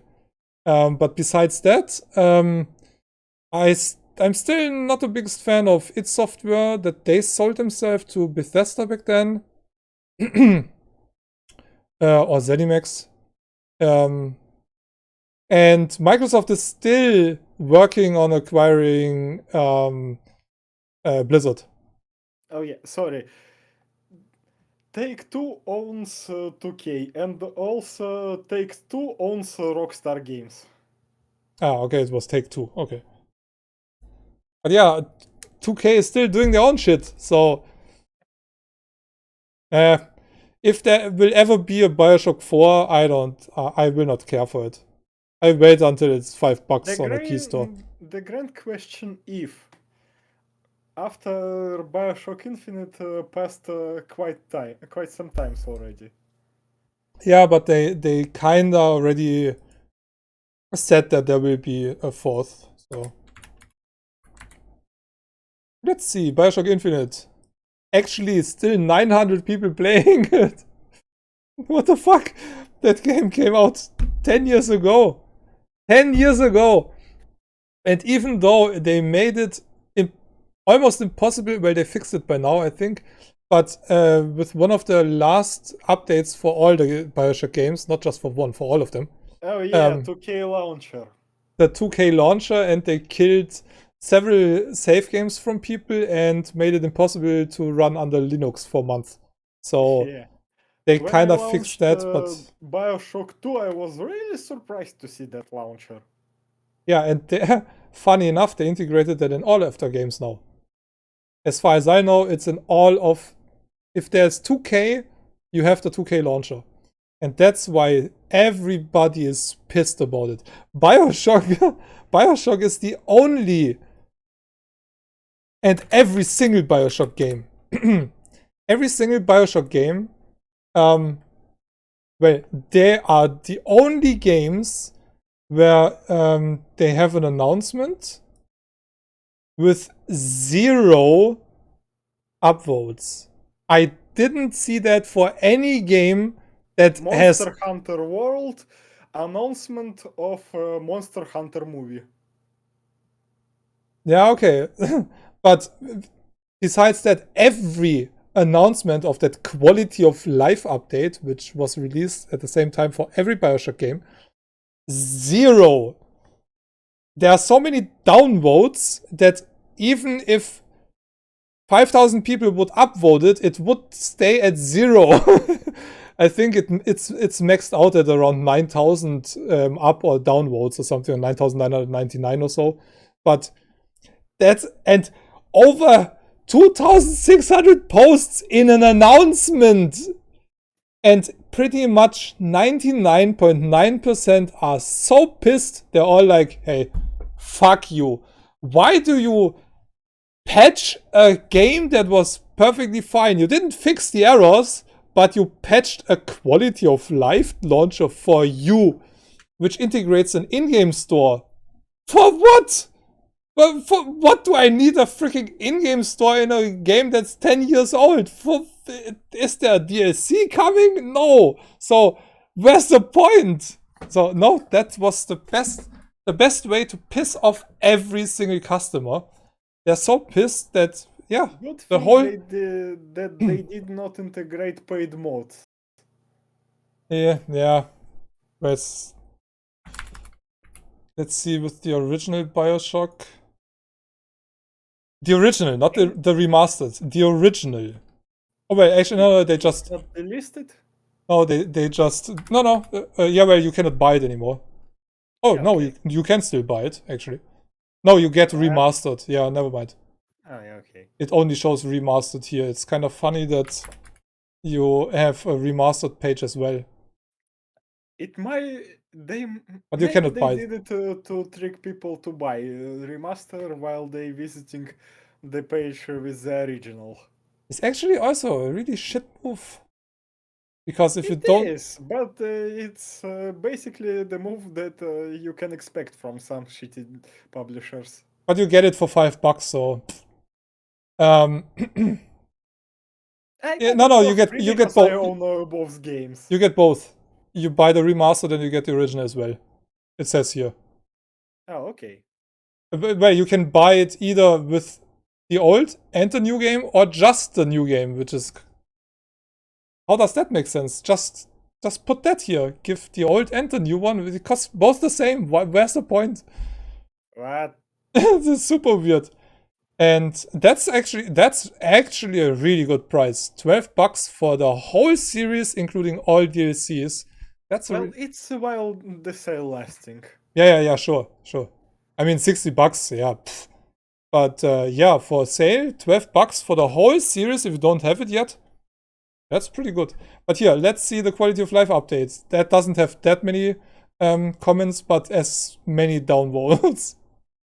So yeah, they fucked up. And this is the first and only company that I actually have ignored on Steam. I see no news about any of 2K games anymore.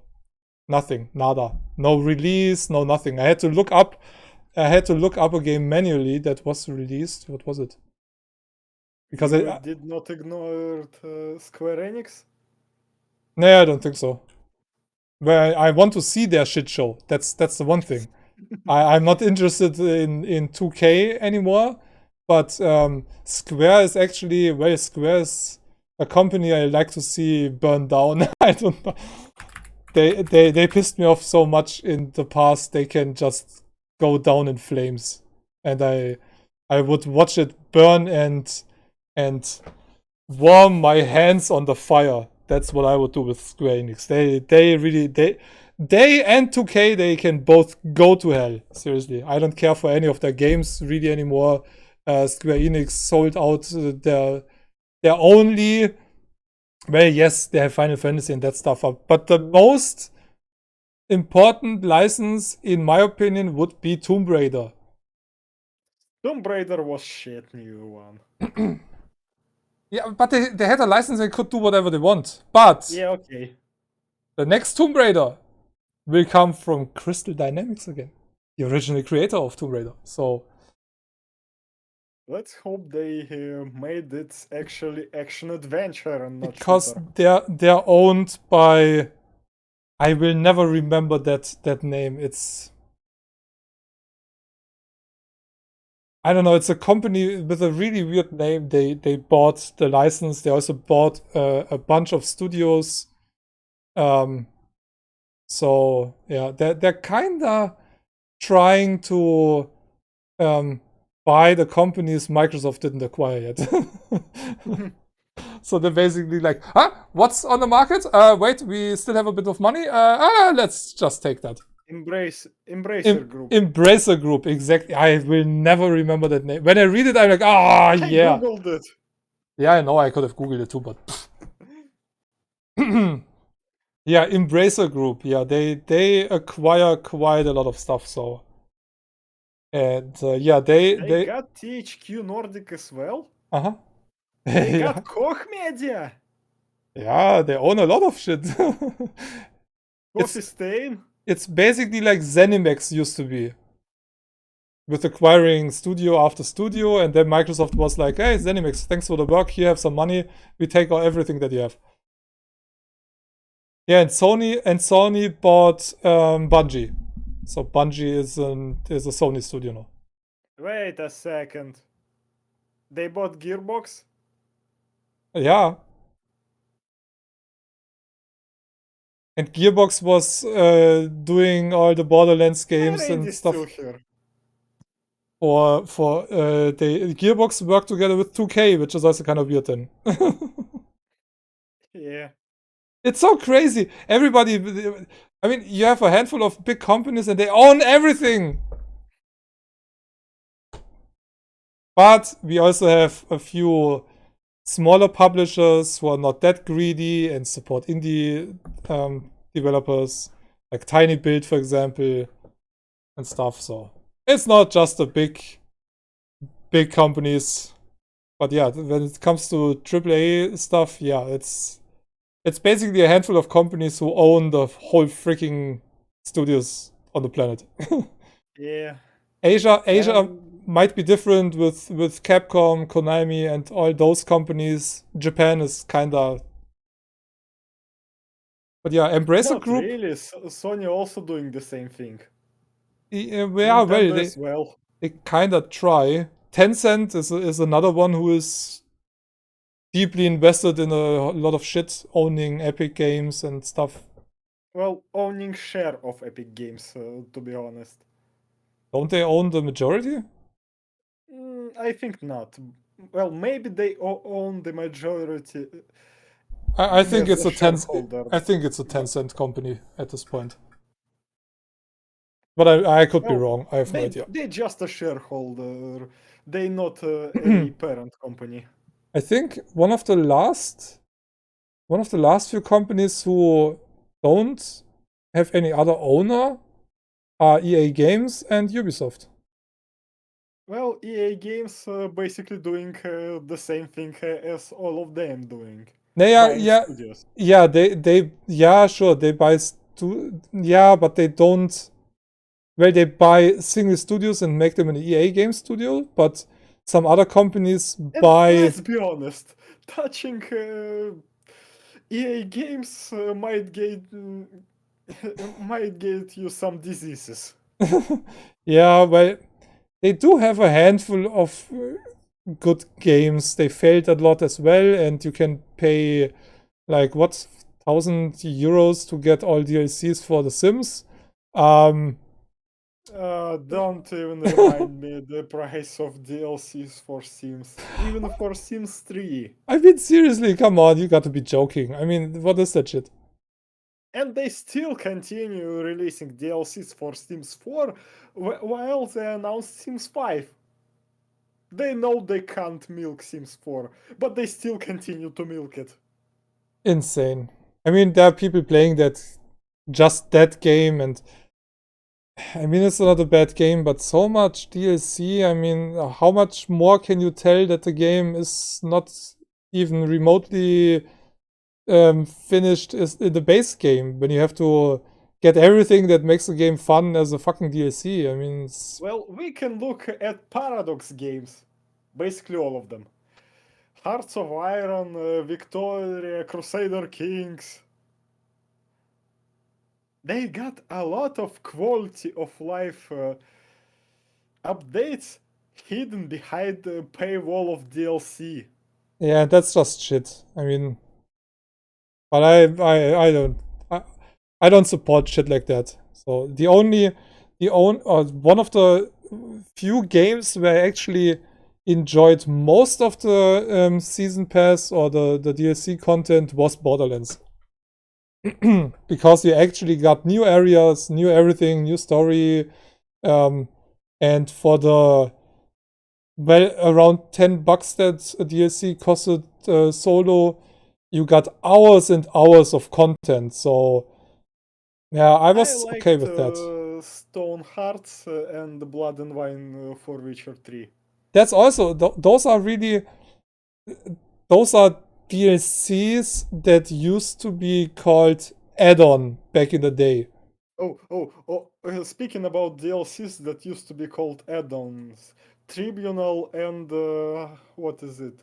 Blood Isles, Blood Moon for Elder Scrolls 3. Yeah, the Elder Scrolls also got some nice stuff actually. I didn't get them for Skyrim or something, but yeah, they also had.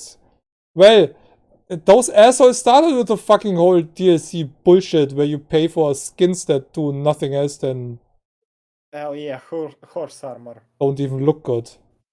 Yeah, I mean, that's the one thing that. I mean, horse armor DLC will be sold, will get good sales if it would be packed in Game of the Year edition. Yeah. But it's selling with all of others DLCs. Since stuff like that is optional, it's kind of okay. The problem is that people actually bought it, and even though it didn't give you anything special really, besides mods looking way better than the shit that you could pay back then, it had nothing extra. If I if I buy something like that skin for $7.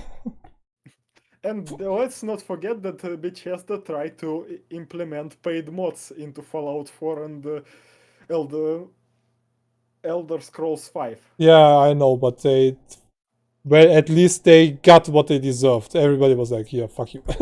Yeah. But least yeah, they patched it if out. if you get something like the golden glove skin for Atomic Heart, that does give you some skills or some perks to it. In other games as well, if you buy something special like weapons or whatnot for a game, you normally also get something added to that. So kind of like a train or a cheat or whatever. But if you just get an armor In that single-player games. yeah, in And single if yeah, in it's single player. implemented in multiplayer games like it was made in Paladins. Paladins, I don't know if they still have it or not, but Paladins used to have golden weapons. And those golden weapons used to give you a stat boost. Really? Yeah, well Yeah, that's and paid that was piece of shit. that's pay to win then. Yeah, That sucks. it's not anymore like this.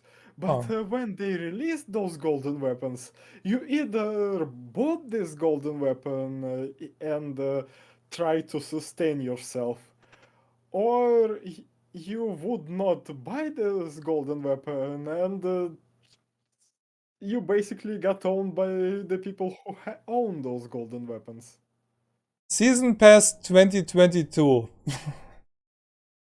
Yeah, Of Paladins right now on the back burner. for 35 fucking bucks. And for 35 bucks, which is $5 more than the full-fledged Hi-Fi Rush game costs, you unlock cosmetics you can only get in the season pass. So you don't have to play the season pass. Basically, you get crystals, 10% bonus on all crystals you purchase throughout the year. So you get 10% off for paying with real money for in-game currency. Best of all, you get the following incredible content for every new champion as they are released in 2022 for 35 bucks. And I am a founder. I paid for a founder's edition. So I still getting new champions for free. Yeah, you cannot even buy that anymore. Yeah, it was delisted. Starter edition gives you I think it's just champions. around 12 champions. Yeah, 8. Oh yeah. Yeah, 8 champions. 8 champions that used to be at the start of the game. Yeah. Not the new ones. But the season pass only got 4 reviews? 13 reviews. Nice. Mount is missing its animation. It seems half-made. They banned me because I bought a year pass 2022. What? Okay, whatever. Yeah, I don't know. There was another. They have a really toxic relationship with their fan base. Do you remember that game from? It was on Epic. That was also a MOBA. I don't remember the name, but it is actually coming back from another company with another name, but it is exactly the same fucking game. I do remember at least 5 MOBAs that failed, and those 5 MOBAs used to be mixed with the shooter. But I do remember them by the gameplay and not by the name. They don't have MOBA category there anymore? What the fuck? Everybody knows Dota 2, so... Yeah, exactly. Oh, they just banned over 40,000 cheaters in Dota 2.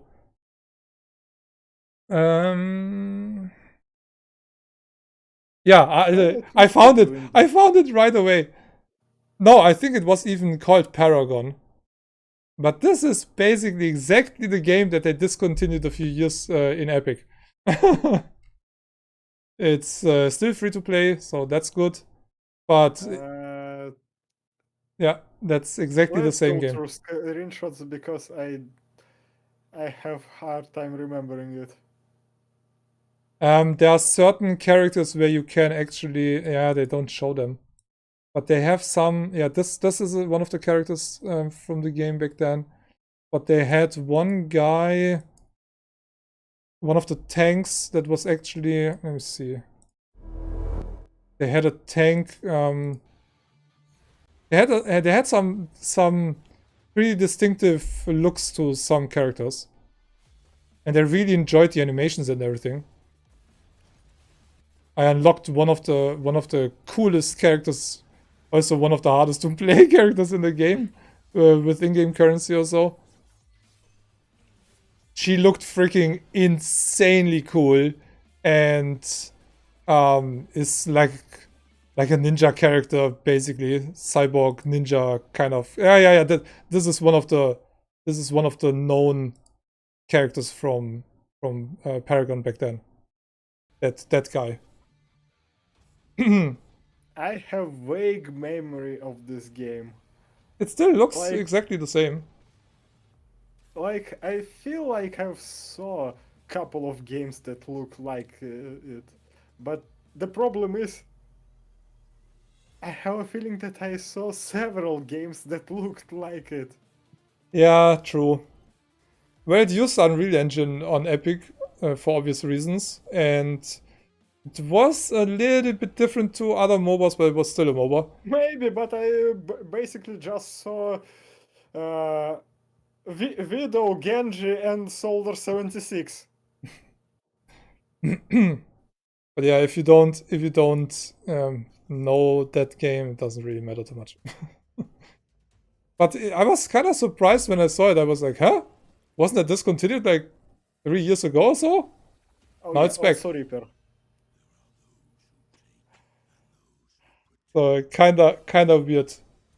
Not even Epic as a publisher or anything. So kind of strange. Yeah, looks like somebody bought out this project. I guess so.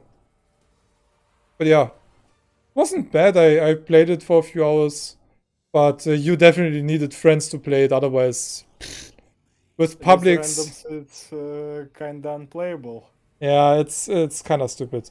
And the one thing what was a bit weird, it was you had kind of huge areas, and when you try to take over one of those special points, if you have been alone, you were just overrun by the enemy. It's just with some special attacks, you could let some enemies attack as well. So, and there were those typical MOBA targets, running targets, basically that only take a hit or two. But the other dudes, the main heroes, basically, yeah, they were hardcore at times. And with the character that I played, she was really agile and nice movement and everything, and also nice attacks, but well, squishy as fuck. So if I saw a tank and one other character, it was just done. I could just run away if I was alone. Was no point in doing anything, because all my attacks were basically, well, like an assassin, you know, fast to the enemies, bam, bam, bam, bam, and fast away. But yeah, if you went there and tried to get away and there was another one, yeah, it was over. You respawned. But it looked great, and yeah, it had a bit of Unreal Tournament look and feel to it. Also a little bit of Quake Tournament, some of the heroes. Feels like they integrated some of those characters 9 gigabytes? It's only 9 gigabytes? Yeah, I think there were only 1 or 2 maps. Not that. Yeah, okay, it might explain stuff. Wasn't that much content, I think. I'm not sure. Handful of maps, not that much. But yeah, 9 gigabytes is not really a lot. It's like Inappropriate game. Not exist at this point, if we're going to judge by the modern gaming. Definitely. Inappropriate gameplay and conduct restriction notice? What? What? Inappropriate in-game behavior and conduct. Yeah, okay. We've decided to proceed with imposing restrictions on players causing inconvenience. That's cool, and they show kinda censored, but I mean, they could have just shown their whole full name. It's not so hard that you cannot figure out some of them, I guess. What inappropriate gameplay specifically? No, inappropriate conduct and illegitimate. Well, I guess they found glitches or something that Oh yeah, made okay. them win with, I don't know, like being hidden in a rock because you clipped through or something like that. So you can't be seen, but still can damage and kill others. And some used some hacking programs. Well, it's cool if a small company takes care of stuff like that. And I'm not sure. I mean, yeah, it's still early access. So yeah, when they do stuff in early access already, trying to keep the game clean of asshole behavior in chat and whatnot, hey, that's totally fine. But yeah, I don't know why they work on that game that Epic. Community didn't like that. What the remove Name dropping. Oh, that they showed the names? Ah, okay. Yeah. Well, in that case, they did shit. So, well, you warn others of those players. So when you see those names, you can say, "Ah, okay, I'm gonna switch the game." I think it was PUBG. They did a giveaway or a contest or something, and they showed the winners partly censored email address, full name on Steam, and I think part of their real name even. So they basically doxed everybody who joined that contest, and the shitstorm in the forum was insane. There was another post that had, I think, only zero upvotes. That outcry was quite loud because, well, they were just like, here, those people won. Here, I have the infos of like 50 people or so. And yeah, for good reasons, people were pissed. I mean, come on. If you know the wrong email address of my accounts, you get my private information with it. I have a business email. There's no relation to my personal or business life from the past or so. So that's just related to gaming, everything. That's on my Twitter, no problem. But my Steam email, for example, yeah, there's a reason why I make sure that I never show anything where I buy like cards on stream or something, because that shows your whole freaking address and everything, email and address, and yeah, no, that's as long as I live here in this apartment, and I guess I will die in this apartment because, well, soon I will own it, so I'm kind of stuck to it. Yeah, I don't want to have some idiot being on vacation in Germany just come over and be like, oh, wait a second, you ripped my game apart? Let's talk about that for a moment here. So yeah, no, I don't just make friends online and in my life in general, so I kind of keep that to myself. There's also the reason why I don't have any of my business or personal websites posted anywhere. So I have a handful of websites, and I mean, I could and would like to share them, but the moment I share them, you exactly know everything about me. And only a handful of people that I know online for a few years know my real name. So yeah, there's reason behind that. But I found out that you can, at least if you do that with new websites, you can get a service that kind of gives you a fake name and a fake address, and it's basically related. It relays back to their company, so you will not find out the personal information. I have to try and change that, because then I can use my website, at least one of them, as some outlet for my streams, videos, all kind of stuff. So I have that for 20 years already. So I mean, I developed my own computer system and computer case, and that was all used over that website. And that name and logo is just perfect, and I kind of want to use that for a game company. When I ever make a game, I want to use that because it's the perfect name for a company like that related to graphics and stuff. That's the reason why I had that name, because I did logos and stuff. So yeah. And the logo took me a while, and it's one of the best logos I ever did in my life. Still up to this day. So I'm really proud of it. And I cannot show it. I cannot say, hey, look, I made this. How do you like that? Because everybody who saw it is like, oh, wow. So yeah. Nope. Doxing is bad. So yeah. Let's see. Not that many posts actually. 23 posts only. Let us block queuing with players. Oh, typos too. Oh my, so many typos. 5 or 6 words and 3 typos or so. Holy shit. Oh yeah, Atomic Heart. I was laughing. I was in the options and the game was still in German, obviously. And so I went through the options to get to the language. And there was a typo in one of the explanations of what you're changing there. And I was like, huh? Really? Dude, this is your freaking options.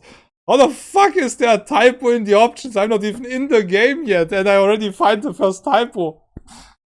Microsoft gave the money to make this game. Freaking Microsoft. Yeah, that's. I want to kinda try to get in touch with companies when I see typos like that. I want to get in touch and be like, hey, pay me that much money, give me all your text, and you have it typo free. Because AAA title for $60, there should be no typos. I mean, that there are typos and translation errors in a free-to-play game like Lost Ark with over 3 million freaking words in the game. Yeah, that you have typos in that game. Hey, it's translated from Korean to English to German. So that. And you have to make sure that you have consistency in the names because, well, some names just need to be changed for German because the English name is hard to say or read or whatever. So yeah, that's okay. It's a huge freaking... I mean, I've worked for over a year already for Lost Ark, and I still fix enough bugs every week to live from it. So, and it doesn't end because every month, every 2 they release a new freaking content update with new story, new cutscenes and everything, and we have typos again. I mean, or the subtitle doesn't fit the voiceover, and then you have to just remove one word and stuff like that. I mean, I'm happy I have work, but I kind of want to offer that to companies as well so they can kind of hire me and give me like, I don't know, like thousands of dollars to fix their stupid freaking typos. Yeah, it was something like restore and the T was an F or something like that. Yeah, it was just one letter, but it was just shit. And something in the game that I saw, I think it was on a sign or something, where space between 2 words were missing. Oh. And that's it's just bad. Can happen. It was just a graphical, like a poster or something. Yeah, but stuff like that, or the wrongly scaled graphics on the monitors in Cyberprank, for example, where they cut off the frame of the artwork that was placed there. That's stuff that burns into my eye, and I know why I'm so good with that. It's one of my personality traits, basically. I learned what personality type I am, and there are only 3% of the whole population who are that personality type. So it's good and bad. But yeah, we are not many, and we're special.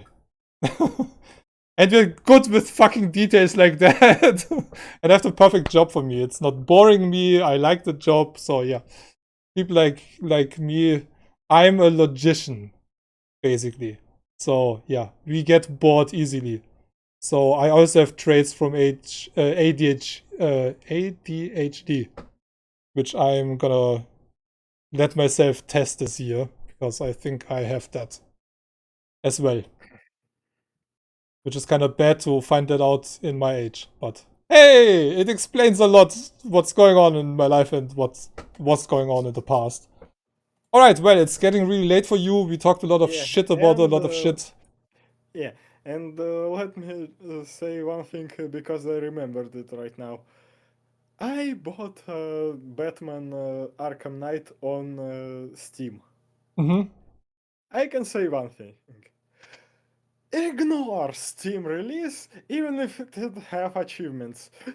Go with GOG release. GOG release much more stable and have a much better performance. Really? Yeah, I was really surprised. I played it on GOG, I had 0 crashes. I played it on Steam, I crashed twice. I had no issue even on release day. I have it since the week it came out, basically. Which also pisses me off because I kept it. Well, I got a key from a friend, so I couldn't refund it anyway. But I kept it, and as a thank you for those who kept it, because they took it off the store for a month or so, they gifted us all Batman games. Well, guess what? I already had all Batman games besides one that I didn't want it. That was the 2.5D platform Arkham game. So, and I didn't get copies to gift away. No, I basically kept the game and got less than those people. And God, thank you. Yeah, I got a handshake. Yeah, thanks for keeping the game. Assholes. Seriously, that really pissed me off because where's the problem in giving me a copy that I can gift away? But nope. Well, but thanks to Arkham, I have all the Batman games. Besides the ones that are like Gotham Knights, I'm not interested because I read reviews. I'm not interested. I might be interested. Yeah, and we looked at Batwork at the last stream. Yeah, Suicide Squad was just announced. Basically, that's an upcoming title. Kill the Justice League. Yeah, I'm not interested in Suicide Squad in general, so I'm skipping that. Yeah, I'm not sure if that's just a bit like Arkham Knights. Yeah, I'm not interested. Wow, that graphic Gotham looks Knights. shit. Gotham Knights. And looks like it is. Wow, that looks cheap as fuck. Holy shit. That looks super cheap. And biggest offense, it's from Rocksteady, from the original developer, unlike Gotham Knights. Then I would expect it to be pretty good. Not the best, but they actually know what they do. The Arkham series is pretty good. I still need to play Arkham Knight. Oh yeah, Gotham Knights from the same developer who did Arkham Origin. Yeah, I know. That's also one of the reasons why I really don't have any interest in that game, because Arkham Origins is not an Arkham game. It just has that fucking name in it. It has nothing to do with the Arkham series at all. Arkham is a trilogy. That's it. That's it. That's just it. Nothing else to say about that. Okay, let me switch to the end screen, but see if I actually have your audio in there.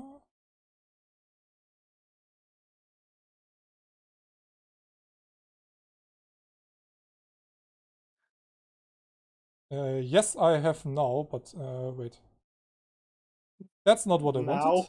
Yeah, there we go. I found out what the issue was.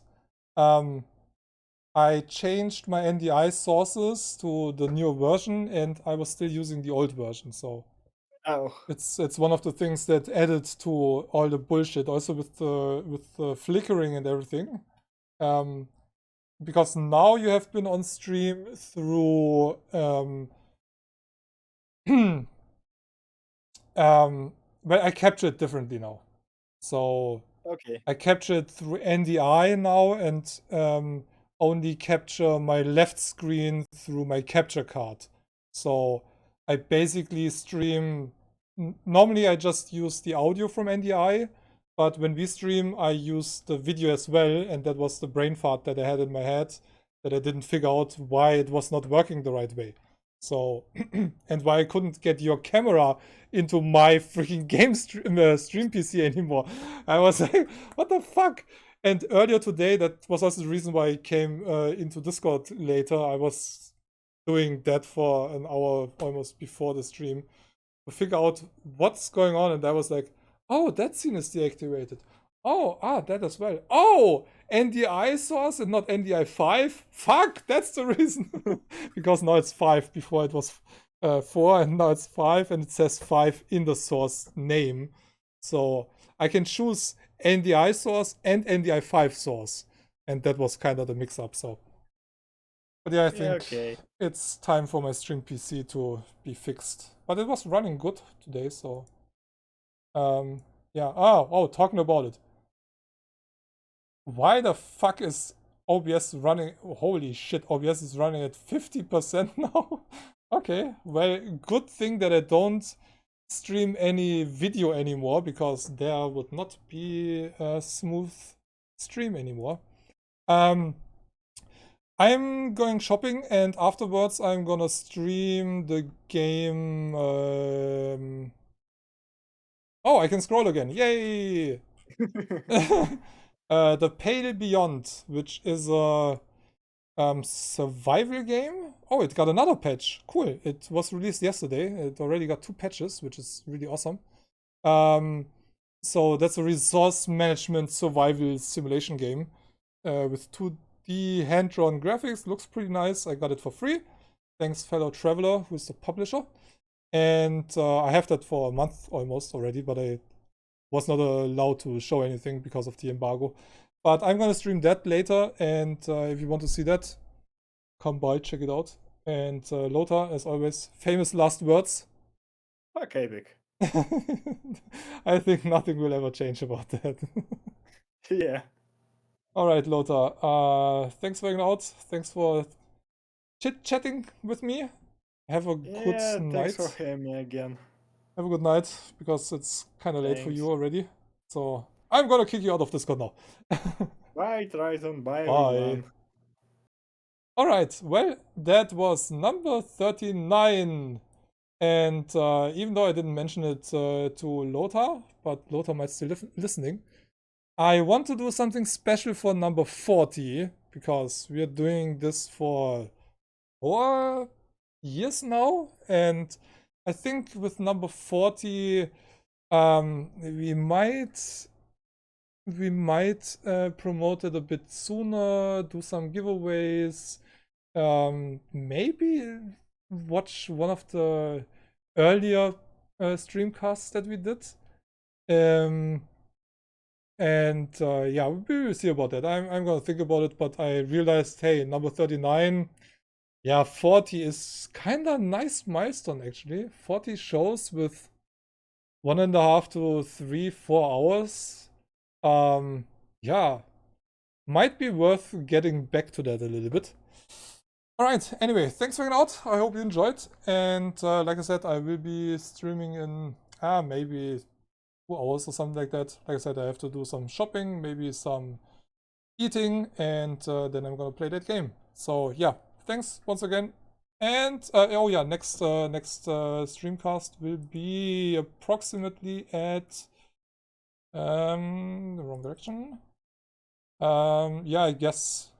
Oh, the next Saturday that we could do that would be 25th again, because well, February only has 28, so yeah, it's the 25th again. The last weekend of March. So if we don't have anything planned otherwise, like I said, I didn't mention it to Lothar, but well, I guess that's a pretty good date. So mark that in your calendar. And yeah. Time zone appropriate greetings, everybody. Have a good one. Bye.